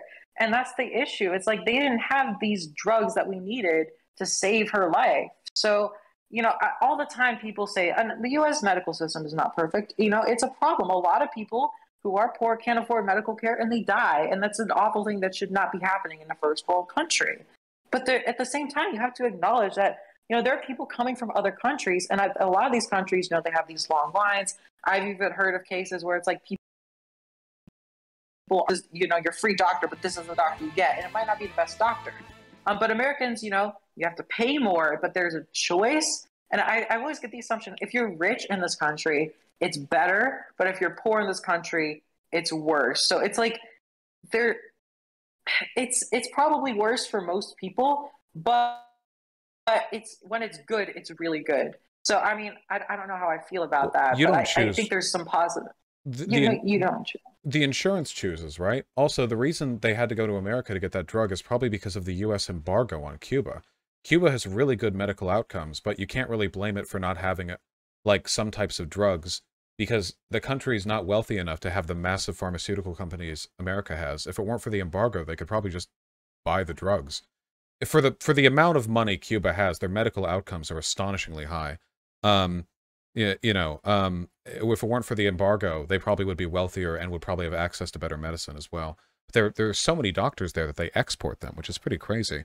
In terms of like choice, I don't think the average American like really chooses anything meaningful about their healthcare, or like the choice we're getting is superficial. People care about like keeping their doctor, but like what most people need for their medical checkups is like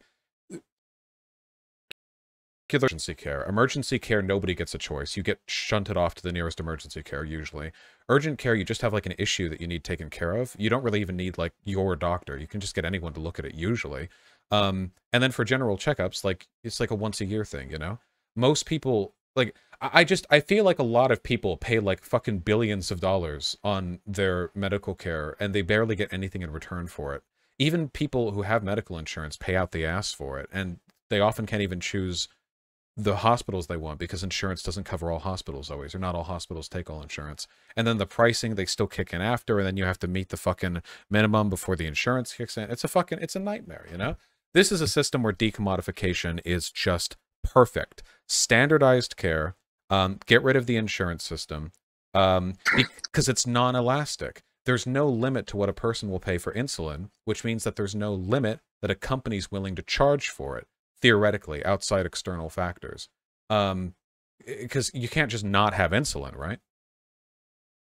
Absolutely. You need to have insulin, and that's a problem. Like, you had Martin Shkreli, like, raising the price all the time. People are, like, praising him. It's like, no, this dude did an awful thing. Yeah, these life-saving drugs are so vital and so important. They shouldn't be bankrupting people. I think that's a fair thing. Most people would agree. Welcome to socialism. You're no longer allowed to vote, and you have to buy a gun. No, Kalashnikov style, nice wooden stock with a strap over it. Welcome to the club.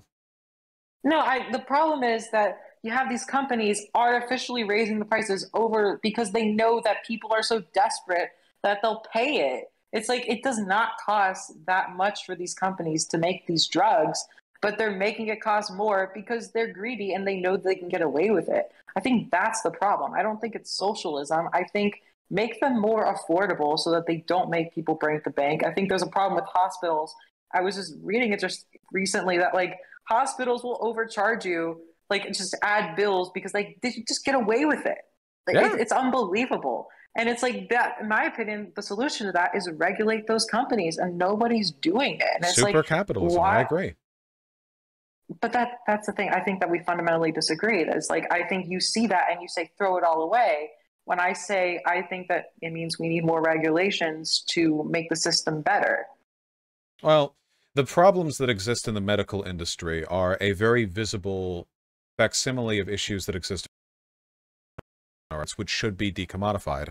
Housing is in a similar situation. Right now in the United States, the aggregate, what is the median rent in the United States? Isn't it it's like nearing 2,000 or something, but the median income in the US is something like 50 or 60,000, which means that the like the proportion you're supposed to spend a third of your income or less on rent, like the proportion, it's getting to the point like Americans can't afford rent in America. And that's the free market at work right there. The free market and local governments work together to restrict access to housing supply, and our government allows foreign investors to, or local investors, it really doesn't matter, to buy up real estate and just sit in it as an investment, you know, to speculate on it rather than to have anyone actually live in there. This can be addressed with policy.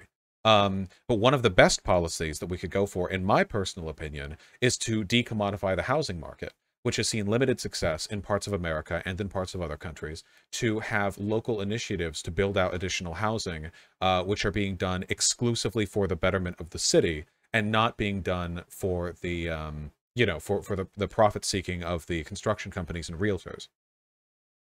Well, also, I live in Phoenix, and Phoenix is, I think, the city that's, no, yeah, that's what I'm saying. We are most impacted by all of it. I think house prices going up, right? I've lived here for a long time. It used to be pretty cheap, pretty affordable to live here. These past few years, though, lots of people, I can't explain to you why. It's hot as fuck in Phoenix. Sorry if I'm not allowed to curse. I think I'm okay. But yeah, it's really hot. Don't know why anyone's living here, but a lot of people from California and stuff want to move here. And the problem is, these past few years, housing prices have nearly doubled. It's absolutely insane. And I don't know, like, this used to be an affordable place to live for a lot of people. And I'm seeing firsthand that it's not, and it's a problem. We could literally just build houses. We could just build them. We could just do that. Yeah, we should. But here's the thing, though. They're not building houses. They're building apartments. They want people to live in apartments, and they're charging, like, just as much, if not more. Some of the apartment rates are insane. It's like, you're not even getting a full house. You're getting, like, a one-bedroom where you live with, like, 1,000 other people. It's like, it's so crazy what they're trying to make you do. It's like, you can't even have your own land at this point. You need to have someone who owns the apartment, and they're profiting from it. I don't like apartments. I think that's something we can agree with conservatives on, too, because I think they like houses. They like the dream of owning a house. Oh, you're not going to get me on this one. One of the big reasons housing prices are so high is because huge areas of cities are zoned exclusively for single-family houses, which are very space inefficient and very costly for the city because it means laying out way more underlying infrastructure, sewage, water line. That's why suburbs are so incredibly expensive. Suburbs are almost always a net tax loss for the city because it's so expensive to maintain them. I'm in favor of the construction of apartments. I think the issue right now is that the balancing is off. There are families that are too poor to afford a house, so they cram together into apartments. But, like, the apartment should be for bachelors. Apartments should be for bachelors or single, like, people or couples or students or whatever, like, stuff like that, you know? Older people if they want, but, like, if a family wants to be able to get into a larger home, they should be able to. But they can't because in a lot of places, the bigger home is all that exists, so it's very space inefficient, and you have, like, a much lower, like, population per square mile than you could get otherwise. For a perfect example of this, look in Los Angeles. Oh my God. Los Angeles, the county is like 13 million people in it, and there are just entire square miles of Los Angeles where you can drive around in very poor areas, by the way, and see nothing but, like, single family houses with single family lots with tiny houses on them built for poor people in areas where the realtors wanted to build apartments because it would be more space and cost efficient, but they couldn't because the zoning laws only allowed them to build single family houses. So they just have tiny little houses squatting on these huge, because the families don't have the money or interest to maintain the lot of a house they can, like, barely afford, you know? Like, it's so fucked, you know? Sorry, I'm rambling. You're totally fine. I think with Los Angeles, I think in particular, that city is so big and there's so many people that live there. I think that that's a pretty different situation. You have, you know, there's not a lot of space. So in that instance, you probably do need apartments. Like New York City, you can't have single family houses in New York City and Manhattan. That's not a thing that can happen. You need those high rises.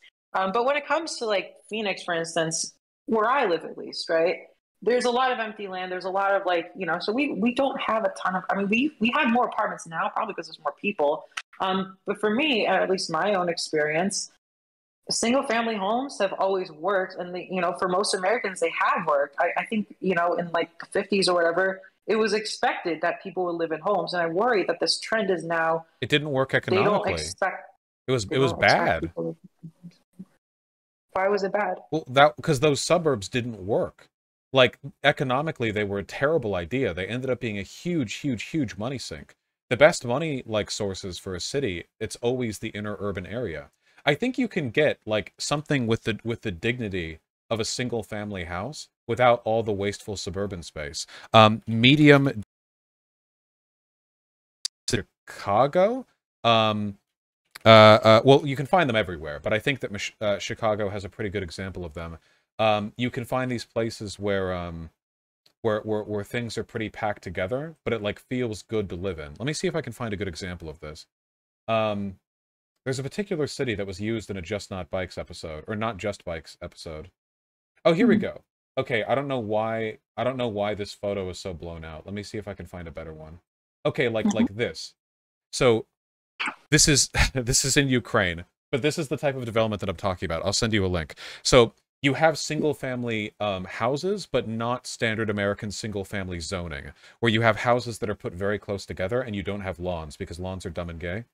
And there you go. I really like development like this. Oh yeah, I'm looking at it. Yeah, because it gives people. That's good. Yeah, that's good. It gives people the dignity of like you know. Close together, but yeah. Yeah, I mean, if you're like screaming, maybe like the people next door will hear you or whatever. But if you want to live in a city, there have to be consequences, you know.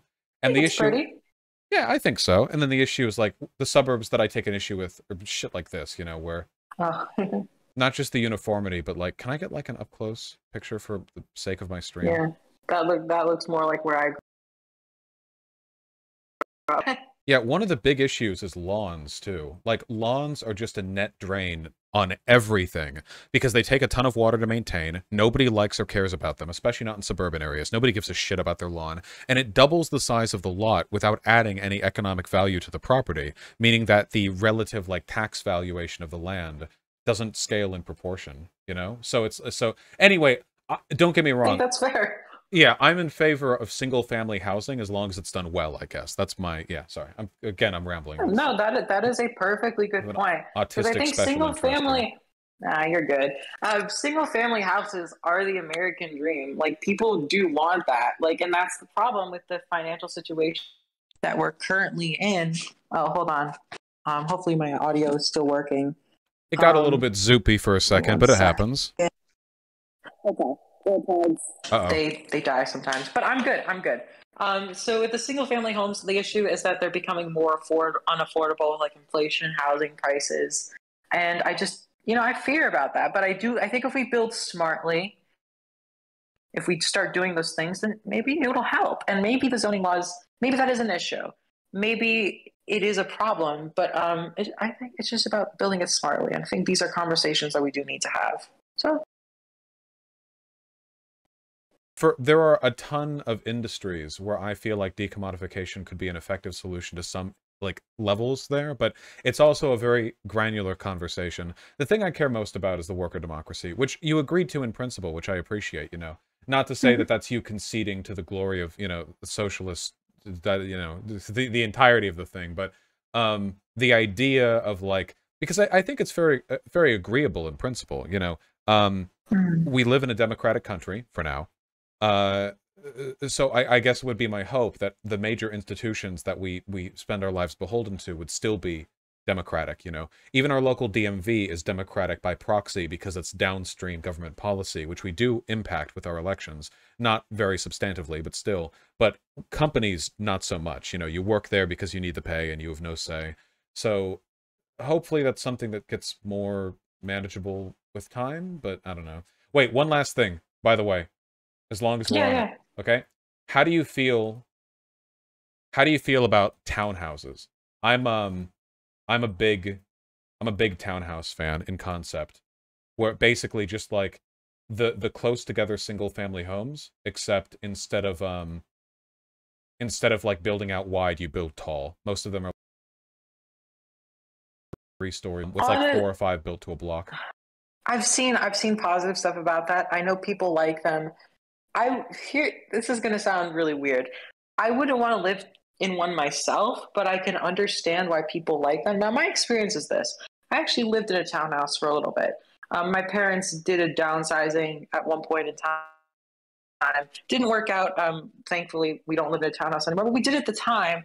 And I just didn't like it. You could hear the neighbors through your walls. It wasn't ideal. And it was like basically all the stuff of apartment living. It felt weird to have other people basically like live in your house, but it's not your house. The houses were just so close together, and it was just it wasn't great, but it's like it's better than apartments. So I think if that's more affordable and it makes housing prices cheaper, then it's like if we look at a pure economic state, then maybe that does lead to a higher standard of living. If we're talking in that instance, maybe they are good.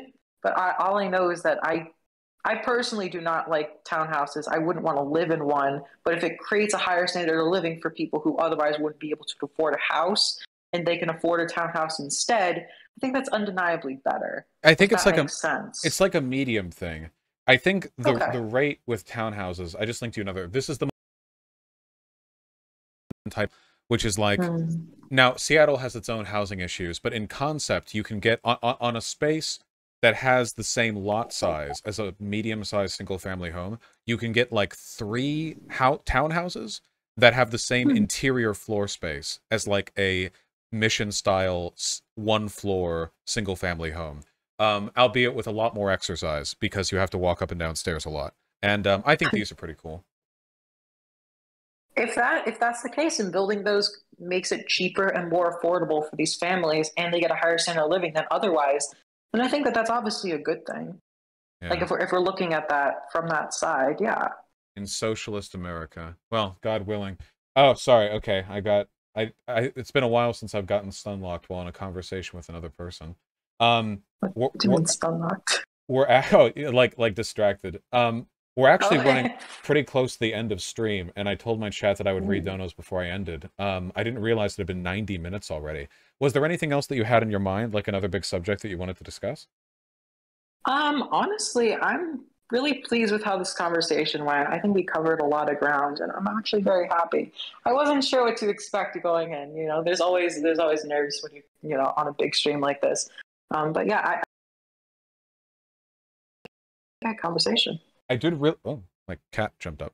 I did really enjoy the conversation. I am curious, and chatted as well. What's your opposition to drag? Oh, I think I briefly mentioned this in my debate with Destiny last month. So my idea is, as a trans woman, I feel like it's like mocking me, and I worry that like people look at drag queens and they see trans women, it like spreads negative ideas of trans people, and it's like I feel like I'm being mocked. Like when you have a man who identifies as a man, you know, wearing a dress or like putting on this exaggerated makeup, it just feels like it's insulting me. I just want to be seen as a normal woman. Like this isn't my community. It runs deep. Do you think? And it's like, do you think a little bit's like a projected dysphoria thing a bit, where like there's like an innate discomfort with what feels like a pantomiming of something that you authentically have adopted? So when you see that, you feel like you're being kind of implicated? You know, I've heard this before. A lot of people said to me, I've heard this exact argument before. Oh, you just hate yourself. Like you're just no. I don't think that means you hate yourself or anything. I just mean like an extension of experiences that you had have probably made you like a component of like, you know, caricature of a woman arguments, right?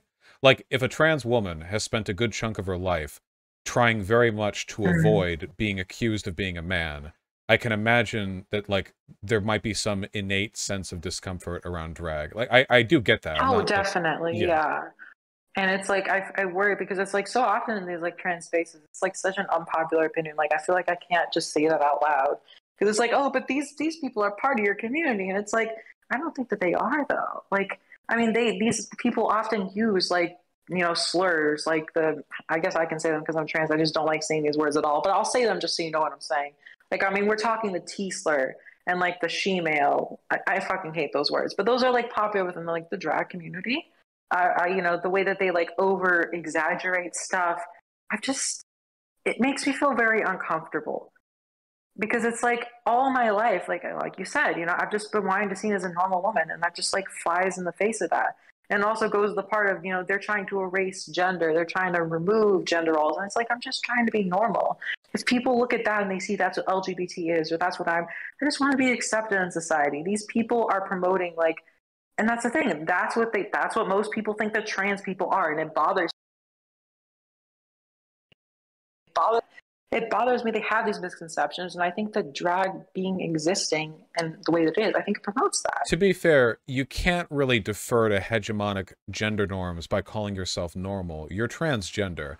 To a person who doesn't accept your identity, they would make the same arguments about you being a subversive attack on gender roles that you would make against trans people.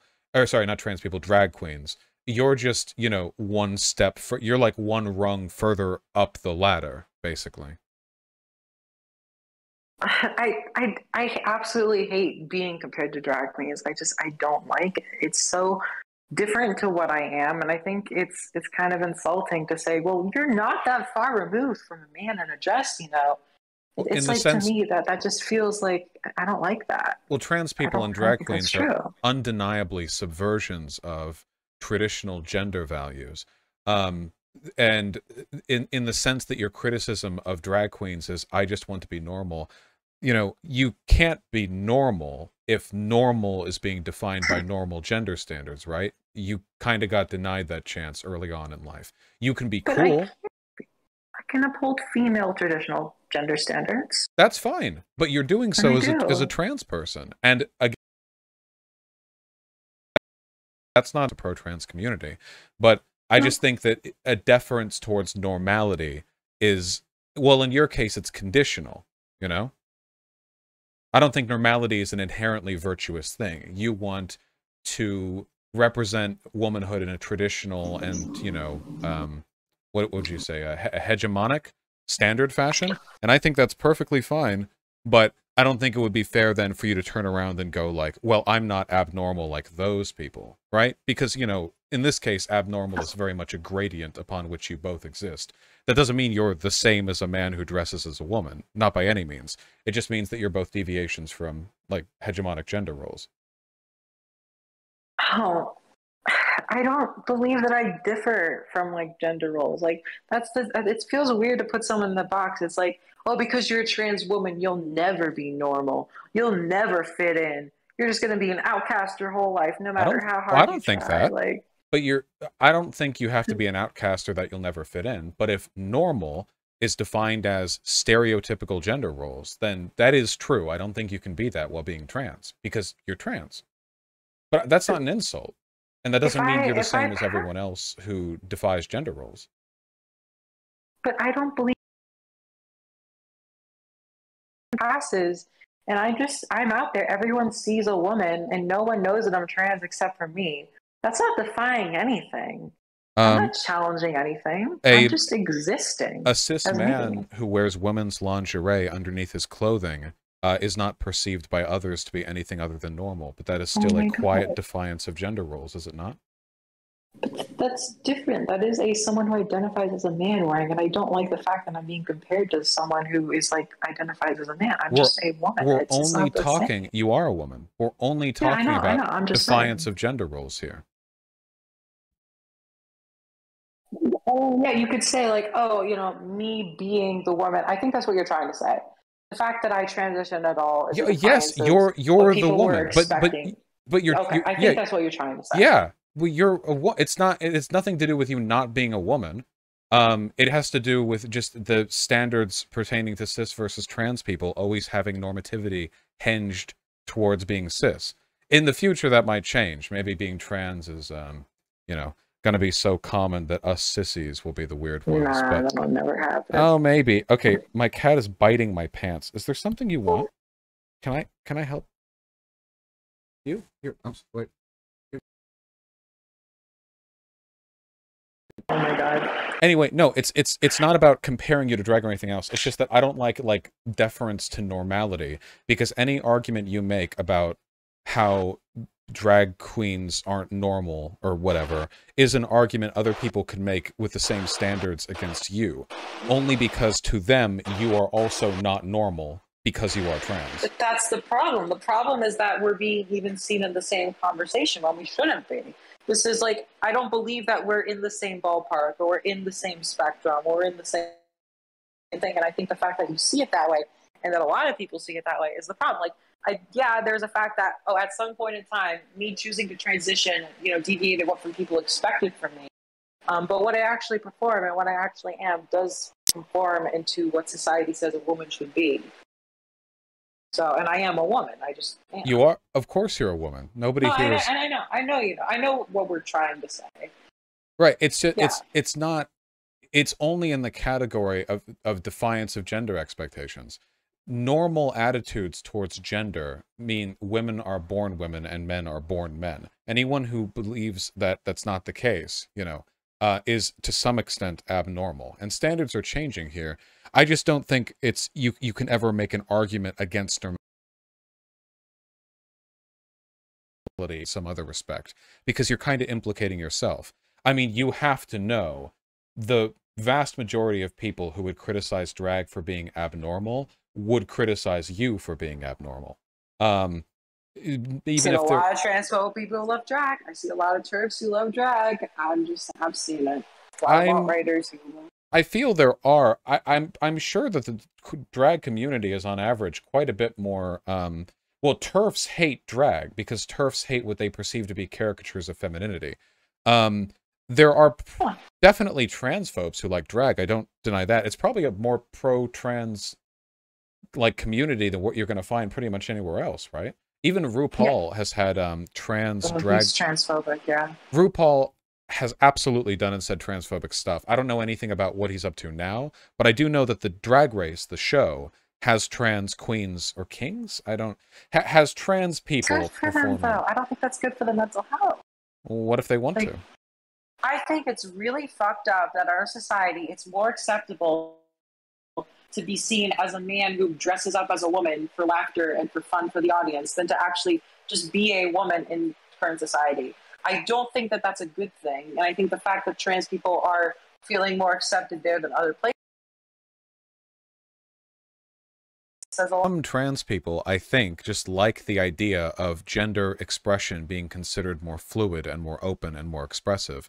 And they want an escape from years and years of hegemonic and oppressive standards for what they're allowed to do, say, present as, dress as, whatever else. But I don't think it's not a competition. Say drag queens are more accepted than trans people, and even then, I don't know. I don't have any data on that. But say they were. What's the competition? We should fight for acceptance for both groups, no? I think that drag goes against what I stand for, but I know what you're trying to say. Don't you love freedom? I do. It's I'm not going to go up to someone's face and be like, "You stop doing that." That's not what I'm going for. But I'm not going to lie and say that it doesn't bother me. Right? I'll be upfront about that. And I feel like a lot of people, I mean, maybe I'm alone with us, who knows? I've seen too many people say to me "Oh, well, this drag queen, she's prettier than you, and you actually try, isn't it?" So I've seen people who are transphobic, they throw that in their face, and it's just so, seen it so much. And the problem with trans people who do drag is that when you're doing drag, you have to understand you're not being seen as a trans woman when you're doing a drag performance. You are being seen as a man in a dress. And if you're a trans woman, maybe if they're early in the transition, they're still, but even then, I just feel like that automatically should make you dysphoric. I don't know. I mean, that's up to them. This is a me thing, probably. I'd say probably. I mean, they know what they're getting into, right? The drag, look, I'm not into drag at all. I don't know, people, it's this whole, well, they're a queen when they're up there, but not when they're not. I don't know what the standards are for trans drag queens. It probably depends on which one, if you ask them or whatever. But, yeah, I don't know. I mean, if they like what they're doing, they're getting into. Drag queens are, a very small portion of the population. You know, they're like we're like trans people are like what, maybe 1 to 2% or something, maybe if extrapolated broadly. But if with drag queens, it's kind of like a it's like an identity that's also kind of a profession a little bit. So it's a much more niche thing. I don't know. It seems to me like any arguments against them on the basis of normality can be applied pretty broadly, which would be bad for a lot of people. And that maybe there are some negative externalities, but like that's up to them, right? You know, like for them to manage. I mean, like, if someone's early in the transition, I want them to do what's happy. I it's what a trans person to do. I think there's better ways to express yourself that don't, have society viewing you as a man in a dress and treating you like a man in a dress. I think there's ways to express yourself that, doesn't. And the problem with this culture, when you normalize stuff like that, is you have let's say you have a trans woman who transitions late in life, doesn't have the luxuries that I had, doesn't have supportive parents and all that stuff, transitions later in life, wears a dress in public. You have these very well-meaning people who then misgender her, or they think that, she's a drag queen, or they think that she's all this other stuff, and that's the problem. Well, It's that's like, up. I just I mean, want that's up to them, right? You can't limit the expression of queer people because you're afraid they individually might get blowback for it. I'm Right? I just want to live in a world where like trans. I don't want to live in any. Look, first of all, that's not what I'm saying. I want to acknowledge this is a thing because it bothers me. I want to live in a world where trans women who maybe don't have the luxuries to pass can wear a dress in public and like will automatically be she heard just for the fact of wearing a dress. And there's not like these weird they them politics, or there's not these weird you're so brave for being a man wearing a dress. Like no, you're wearing a dress in public. Clearly, you identify as a woman. Like I just want to. Is just a man in a dress in public, though. Maybe that exists. I think it's rare, and I think I've heard this before. If you're a man in a dress, I think I had a debate with someone. I think this was brought up, and if you're a man in a dress and you get she heard, it's not going to bother you. Would that mean, Probably. by extension, that trans women who are wearing jeans would be he/himmed because jeans are historically masculine clothing? A lot of women wear jeans. It's not the same thing. If it was a tuxedo, maybe, but I don't think that that's like nearly the same. Well, what would trans women have to wear dresses 24/7 then to get appropriately gendered? No, that's not. I just think that like if you wear a dress, like that is a clear sign that you are acting or you want to be seen as feminine. If you're a cis man who wears a dress, maybe that's a sign that like, hey, if you want people to see you as a man, you shouldn't be wearing a dress. If that is your intention to be seen as a man by society, wearing a dress does not sound like the smartest idea. Well, I think that that's a aren't fair you? thing to say. I'm not saying that no one ever, under any circumstances, should not be allowed to do it. I think it's fair. Yeah, I generally agree. People who wear dresses are going to be, it's your it goal though should be to get rid of these standards because these are the standards that you spent your life fighting against, right? Like if we're talking, I don't think you're ever going to have a society that will effortlessly correctly gender a trans woman when identified, but will also think it's weird and aberrant when a man is seen wearing a dress. I think those are mutually exclusive, and it might be the reason why you don't like drag either. You want to be trans and to live in a world where you're treated as a woman, which is great, but you also want an upholding of traditional gender roles, at least the non-coercive sense. Yeah. You want them to be standardized and maintained. So what essentially you want is very selective gender liberation. And I think it's kind of an all or nothing package. I mean, like I said, that's why I feel so isolated from a lot of other trans people, because that's just, to me, it makes a lot of sense. But when I explain it to other people, it's like it's become known to me over time that, oh, this is literally just a me thing. But in my understanding, it's like makes so much sense. It's like it's so weird because like people look at me and they think I have all these like expectations for tearing down gender, and that's I think what you're implying there when it's like I do think that it's important to have clothing that is like defined. Like if you wear this, this is a exclusively female clothing. Like you people, gender expression is important, and I don't like this idea, like, because when you take that away, everyone wears the same bland uniform. People are only looking at biology at that point, and that's not, as a trans woman, that's not what I want. I don't want to, everyone wears the same bland clothing, and then people just refer to you based on how you look based on your biological sex. I think that's the opposite of what I want. Maybe I'm thinking too much. Maybe I'm like way too into deep this, because again, maybe it's just a me thing. I just worry. I worry about it. That's all. I think a gender abolitionist society would be more accepting of trans people than you think it would. I think that in some ways, but I think it'd be in the Twitter the Twitter version of transness, which is not the best version. I'm not entirely sure what that means. The version that steers people away. You know what I'm saying? The people. There's some cringy people on Twitter. You're not that. Well, hold on. Wait. You're a liberal, okay? You don't get to talk about other people being cringe. All of you have been struck by the cringe bat, all right? And frankly, as a cisgender person who has been secure in his cisgender identity for his entire life, all you trans people are cringier than me. Your path of self-discovery than I will ever have to deal with. So none of you get to talk down on any of the rest of you, okay? Only I get to do that. With regards to the Twitter trans or whatever, I mean, they're just more liberal than you on this. They don't just want to succeed as a trans person within the system. They want to break down the system that was preventing them from succeeding on their own terms. And I can't blame them from that, there are legitimate issues, real harmful, coercive effects to the way we treat people with regards to their gender or sex or whatever. And, I think it's valid to want to approach those. Just keep in mind that all this is a long-term thing, right? Like, I'm a gender abolitionist, but I still identify and present as a man pretty much uniformly. I don't think, it's going to be next year, Biden's going to drop with the the femboyification gas, and everyone's going to have to wear cat ears or whatever. It has all of this, all the people on Twitter, it has implications for how it affects me. It has implications for how people see trans people. When I see someone who is a femboy who identifies with she, they, and they pronouns, that does not represent me. That does not represent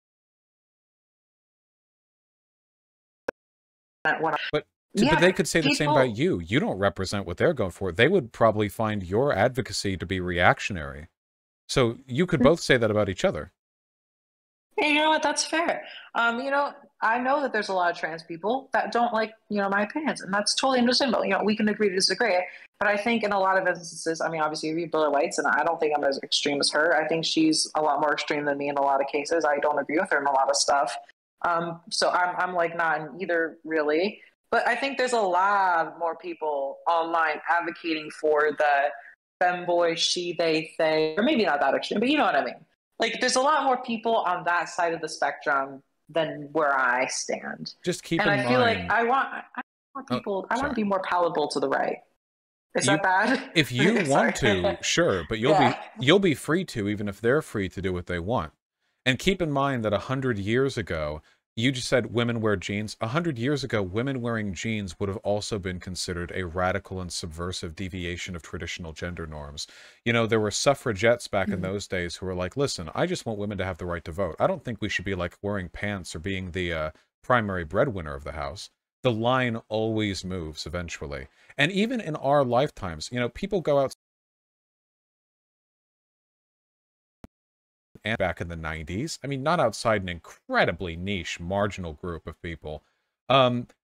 Overall, our standards for what is or is not acceptable to do, say, or present as have, changed tremendously. Even in our own lifetimes. Even your young age of 22, there's been a difference, I'm sure between now and a decade ago. So the line moves whether we like it to or not. I'm generally in favor of freedom and free expression. So if people want to be able to dress however, I think that's nice. I like decoupling expression from identity in large part because I feel people who are willing to accept expression as a proxy for identity but not identity itself don't have a very strong ideological basis for supporting trans people. Or to put it another way, somebody who would look at you like wearing jeans and a t-shirt and he him you, but then look at you in a dress and she her you, probably isn't somebody who's like a reliable advocate for your identity as a woman, right? Even if they're looking at like presentation as a proxy, would you want them assuming he him if they just saw you in like gender neutral clothing, like jeans and a hoodie? So No. yeah, I have long hair. I mean, I'm very feminized. I'm not gonna wear gender neutral. I mean, I only shop from like female clothing, but I can understand to some people it looks neutral. Maybe I don't know. what if you more than it has been in ages? I mean, I'm sure they exist. I think most trans women, though, if they want to be feminine, like that's an easy way to help your case to have long hair. I'm not saying you have to. I just think it's better if you're a trans woman and you want to be seen as a woman. It's better to have long hair. I think It makes it easier, but we're talking ideals here, right? Follow through with me here. You know, let's say you have short hair. I have, by the way, no clue what you look like. You know, we're not making any judgments about how you look at all. But let's say you've got short hair and you're wearing boy mode clothing. You know, you got a black hoodie and black jeans on. Whatever. You know, it's you're rushing out to rent some videotapes from Blockbuster. Okay, and you get he-himmed by a cashier. You know, errantly the fool. And you correct them and say she, her. Now, do you want the response from that person to be, oh, well then why'd you cut your hair short? Or something like that? To me, to my mind, the sinister nature of the expression equals identity or assumes identity is that you're failing your identity by not expressing in that direction. But there are cisgender women who look like butch lesbians, right? Some of them look like men, despite being cis women. Because of how they dress and present and, you know, so on. So I feel like that's an unreliable metric for validating identity. Maybe you should have had little pink bows in your hair. Oh, maybe you should have worn a little pretty princess tutu dress, you know? Then it's on you. And at that point, like, we're not really talking about trans liberation. We're talking about shackling you to a hyperbole of femininity in order for you to be accepted. And that, to me, sounds exhausting. Well, I will say women with short hair, first of all, I mean, there's a lot of things I have to say. I've been writing stuff down. They're not exactly trying to act super feminine. I think the women who have short hair are much more in the camp of not in a spectrum. They're closer to gender abolitionism than the average person. Maybe not fully there.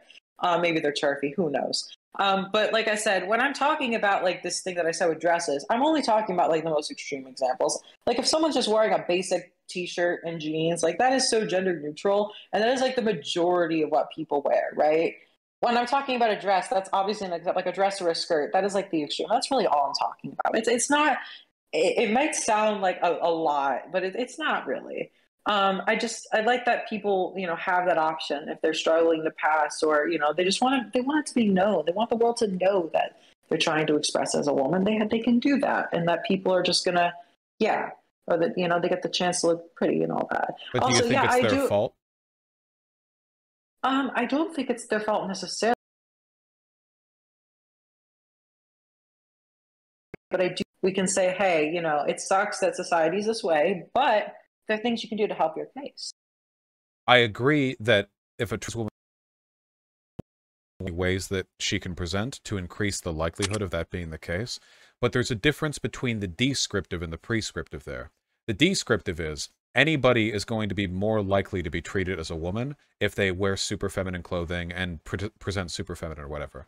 But in a prescriptive sense, I don't think we should be saying that they ought to do that for any reason other than their own good, you know? Like, it's not their responsibility to do that. The trans women should be accepted as women no matter how they present. You should never get the response of like, oh, well, if you wanted to be treated as a woman, you should have worn more feminine clothing.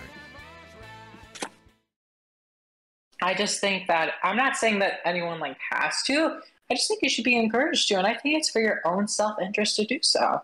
I'm not saying you have to, I'm just saying that, you know, if you want to be seen a certain way, these are things that can help you, and I think it should be encouraged. That's all I'm saying. And by the way, I'm going to touch back to a thing you said. I do agree with you to an extent that, you know, clothing in a sense can be socially constructed, right? You go to history, they're like presidents that like they're kids, and you see their child photos and they're like wearing a dress, and you're like, what the fuck, why are they wearing a dress? And it's like, always wearing dresses for men. all these things that I've been told before. It's like, okay, yeah, maybe there's some socially constructed thing. Okay, obviously I'm heavily attached to what it is now because I'm born the time that I'm in, so I can't imagine those things, being male. But I like the social constructs the way they are now. They are social constructs, like the way that people dress. I'm not denying that, but I do think it's important to have a distinction, to have something that is male and something that is female, for the reasons that I said before. That's just how I feel. We're coming for your gender roles. We're going to break them. They're already breaking, The line is getting blurrier. I don't know if you're much of a Tinderite yourself, but all you have to do is go swiping through a major metropolitan area in the United States, and I swear to God, half these people are non-binary. Absolutely insane. The future looks bright. I think Tinder, I don't know if you know this, Tinder is a pretty transphobic app. If you go on Tinder and you label yourself as a transgender woman, and you're like, you put yourself as a woman, a lot of men will report you on the app, and if you get a lot of reports, they'll just automatically ban you. So, like, trans women will go on Tinder, and they will get automatically banned for simply putting that they're a trans woman in their bio. Oh, yeah, it's super fucked. I totally agree. I mean, so, like, obviously you have, and there's another issue with society, you have, like, AFAB people, assigned female at birth, putting non-binary, and they have these straight men on these apps who basically just see them as women, and, they don't fully understand it. They're just like, they don't care. It's just kind of like weird too. Like, that is definitely a thing that happens. So, like, when you're talking about that, it's like it's weird, and that's the whole thing that I'm not really qualified to totally get into. But yeah, it doesn't shock me that is a thing that's happening. I think, and why they're not going to ban the trans women are. I think the non-binary stuff. Well, I think people discriminate more against binary trans people than non-binary people in some respects, depending on their perceived presentation. If you have a feminine person who's AFAB, who presents as non-binary, they're probably not going to have much trouble hooking up with guys who are straight, because at the end of the day, sexuality and gender don't map onto each other. What are you going to do? Boys, you're straight, but whatever. I'm sorry? If you like femboys, you're not straight, but whatever. Well, I would say there are people who are in their entire lives exclusively interested in women who would want to rail the fuck out of femboys. Regardless of how people want to go about defining, sexuality or what have you, which is not something I can settle here. Yeah, I don't know. People are getting more free-flowing with time on stuff like this. I think it's generally a good thing. The difficulties that you've gone through growing up as a trans person, I think are going to be alleviated significantly in a world where people have less strong opinions on what men and women ought to be. A world where people have strong opinions that women ought wear these clothing, ought dress this way, present this way, and men so on and so forth, are probably going to have stronger institutional and cultural barriers to trans people being accepted than if people have just kind of this laissez-faire attitude, which is what I prefer. I don't think there have been any negative externalities to that laissez-faire attitude just yet. I mean, like I said, it's not the direction I want to see.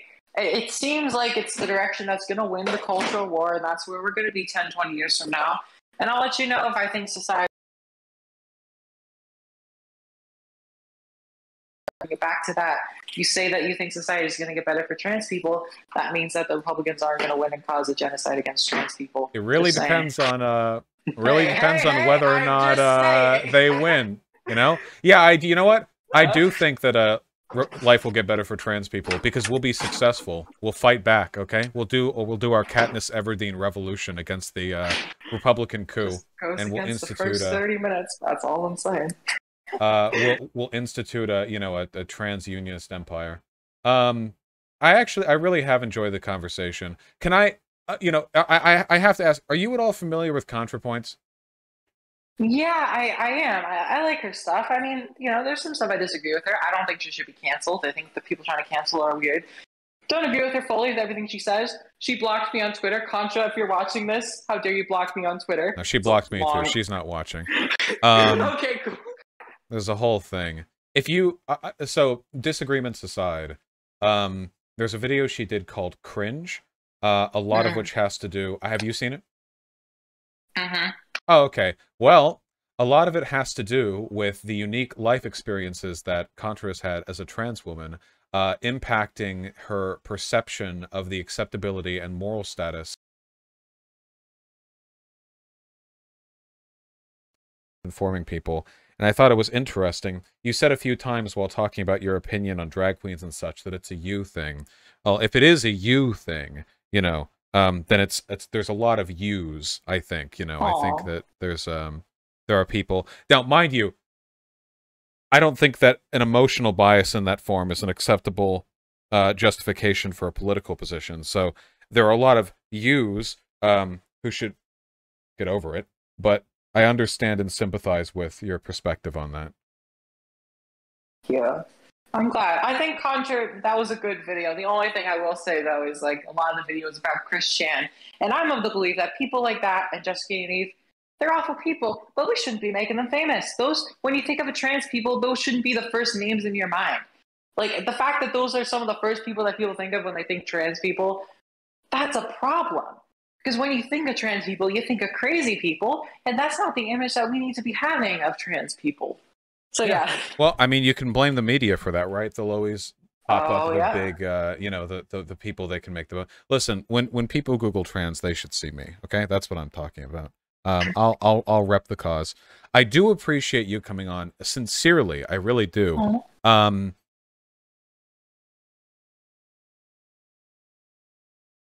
Do you have shout out myself? I have a YouTube channel.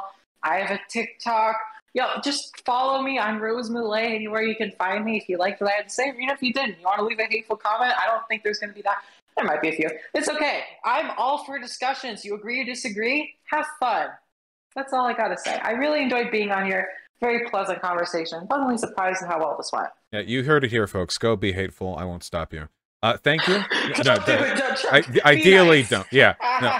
Yeah. Quickly retracting that permission. She's gonna get clipped. Have a wonderful day. Thank you. You too.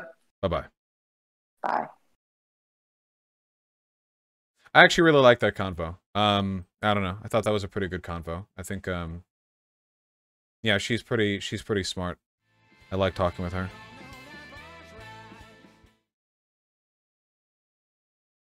Same with Crazy. Well, I disagree with her on a ton of shit, but if the convo's good, you know? I think it's the, what do you call it? The discursive value? I mean, how much do we actually get through? Like, I feel like we talked about a lot. Smart what? No, yeah, I think that. Yeah. Ignore the pro-life bit. I don't want to talk about abortion. I hate talking about abortion. Why are you only nice to right-wingers? You know what? Because right-wingers are only nice to me. Also, she's not a right-wing, I don't think. Very idiosyncratic values. Hey, Not Just Bikes. Hello. Glad you could pop in right when single-family homes come out. I love that I tuned to Vaush stream with it for the first time once. He's talking about single-family homes. Yeah, I'm repping what I learned from you, my brother. My European... I forget where you're at right now. Your European brother. I think she's in the process of figuring out a lot of stuff. She's in the awkward political stage. I think it was a productive conversation. I feel like my understanding of the conversation really started to make sense once I learned that she was 22. Obviously, I don't want to come off as condescending or whatever, but there's a very specific political vibe that you can get from people who got involved in 2016 because everything is framed after that, and like it can just lead to a distortion of some things. Yeah, I don't mean to condescend or whatever. Like, you know, I wasn't that politically active before 2016. It's just something that I've noticed. But I think that she's smart. Like, see if I can keep talking to her, like I can talk with her in the future or whatever. I wonder if trans women who want to uphold traditional gender roles might be signal boosted. The thing is, like, I don't want to go too hard with her on shit like that because, like, again, it's kind of sad, but like there are like a lot of those perspectives are like insecurity, right? Like Contra talked about that a lot. Contra's talked about how one of the last old school transsexuals who doesn't want to be the circles with the pronouns, you know, all that shit, and Contra, the whole video about, you know, morbid shame or morbid cringe or whatever. And like, yeah, I know that stuff comes up. I try to go easy with some of the trans stuff. The main thing that gets me is when people lie. So Blair White lies. Blair White went on Joe Rogan and talked about how she knew she was a girl since she was 5. But also on Twitter said, like, the liberals are claiming children know their gender at 5. No one knows their gender at 5. You know, so, like, Blair White will just knowingly lie to be a pick-me. I do not think the person I talked to was dishonest in any way today. I don't think she was dishonest. And that matters a lot to me. You know, that matters a lot to me. She wants to appeal to conservatives, which warp all her views. I mean, she probably has like peers, family, or neighbors. And a lot of her perspective is influenced by that. My perspective is influenced by the fact that I never go outside, you know, so that that affects me a little bit as well. Yeah. No, I hope I can talk with her in the future too. I mean, we'll see if any of her positions change or whatever. Yeah. She's pro-life? Well, yeah, she's pro-life. I doubt she's pro-life because she hates cis women or trans men or whatever. If I had to take a guess, I'd make an ass out of myself by guessing. What do they say? An assumption makes an ass out of you and me. I wonder if her pro-life position has anything to do with her overstating the beauty and the value of being able to procreate, like, and give birth as a trans woman, like, as an envy thing. That's, like, hardcore armchair analyzing or whatever.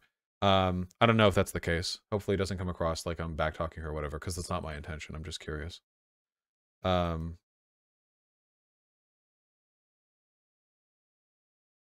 Is she religious? Oh, I don't know. You need to read about drag. I know a little bit about drag, but again, that was, I think she basically admitted that was an insecurity thing. I don't want to argue against insecurities of a trans person. I just don't want to. It's not interesting to me.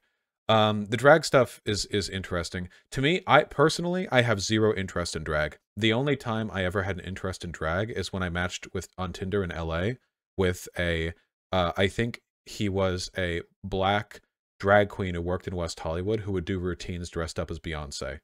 And my interest in drag for that was limited pretty much entirely to me wanting to rail him. As an art form, yeah, that's very West Hollywood. Yeah, I'm here for the ass, okay? In terms of, like, drag, in terms of... I don't know that much about it, but...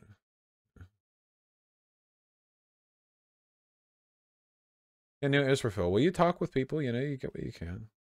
You actively hated drag queens in college and only wanted shows to look at hot gays with me, so... Yeah, okay, well, listen, can we agree on this? Drag queens tend to be super annoying. Because a lot of them are fucking gay. They're fucking gay guys. Of course they're annoying. Yeah. So you know, my bias there is I can say it.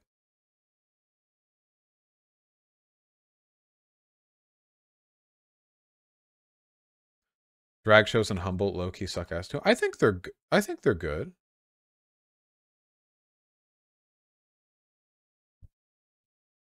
Yeah, I can say it. I'm also annoying. What's with the weird cis female fetishization of drag? You mean cis women fetishizing I don't know. Fucking who knows what women like? I don't know. Crazy.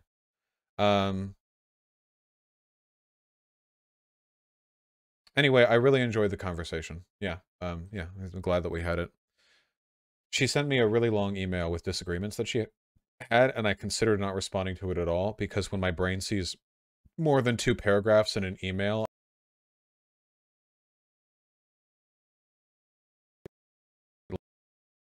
did you read it? Yeah, I read it. I'm glad that I did though, because you know, it ended up being a good conversation.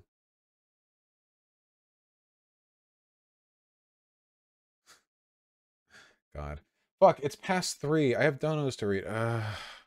You know, we have a debate tomorrow as well. Do you guys remember Kendon Farr, a conservative TikToker?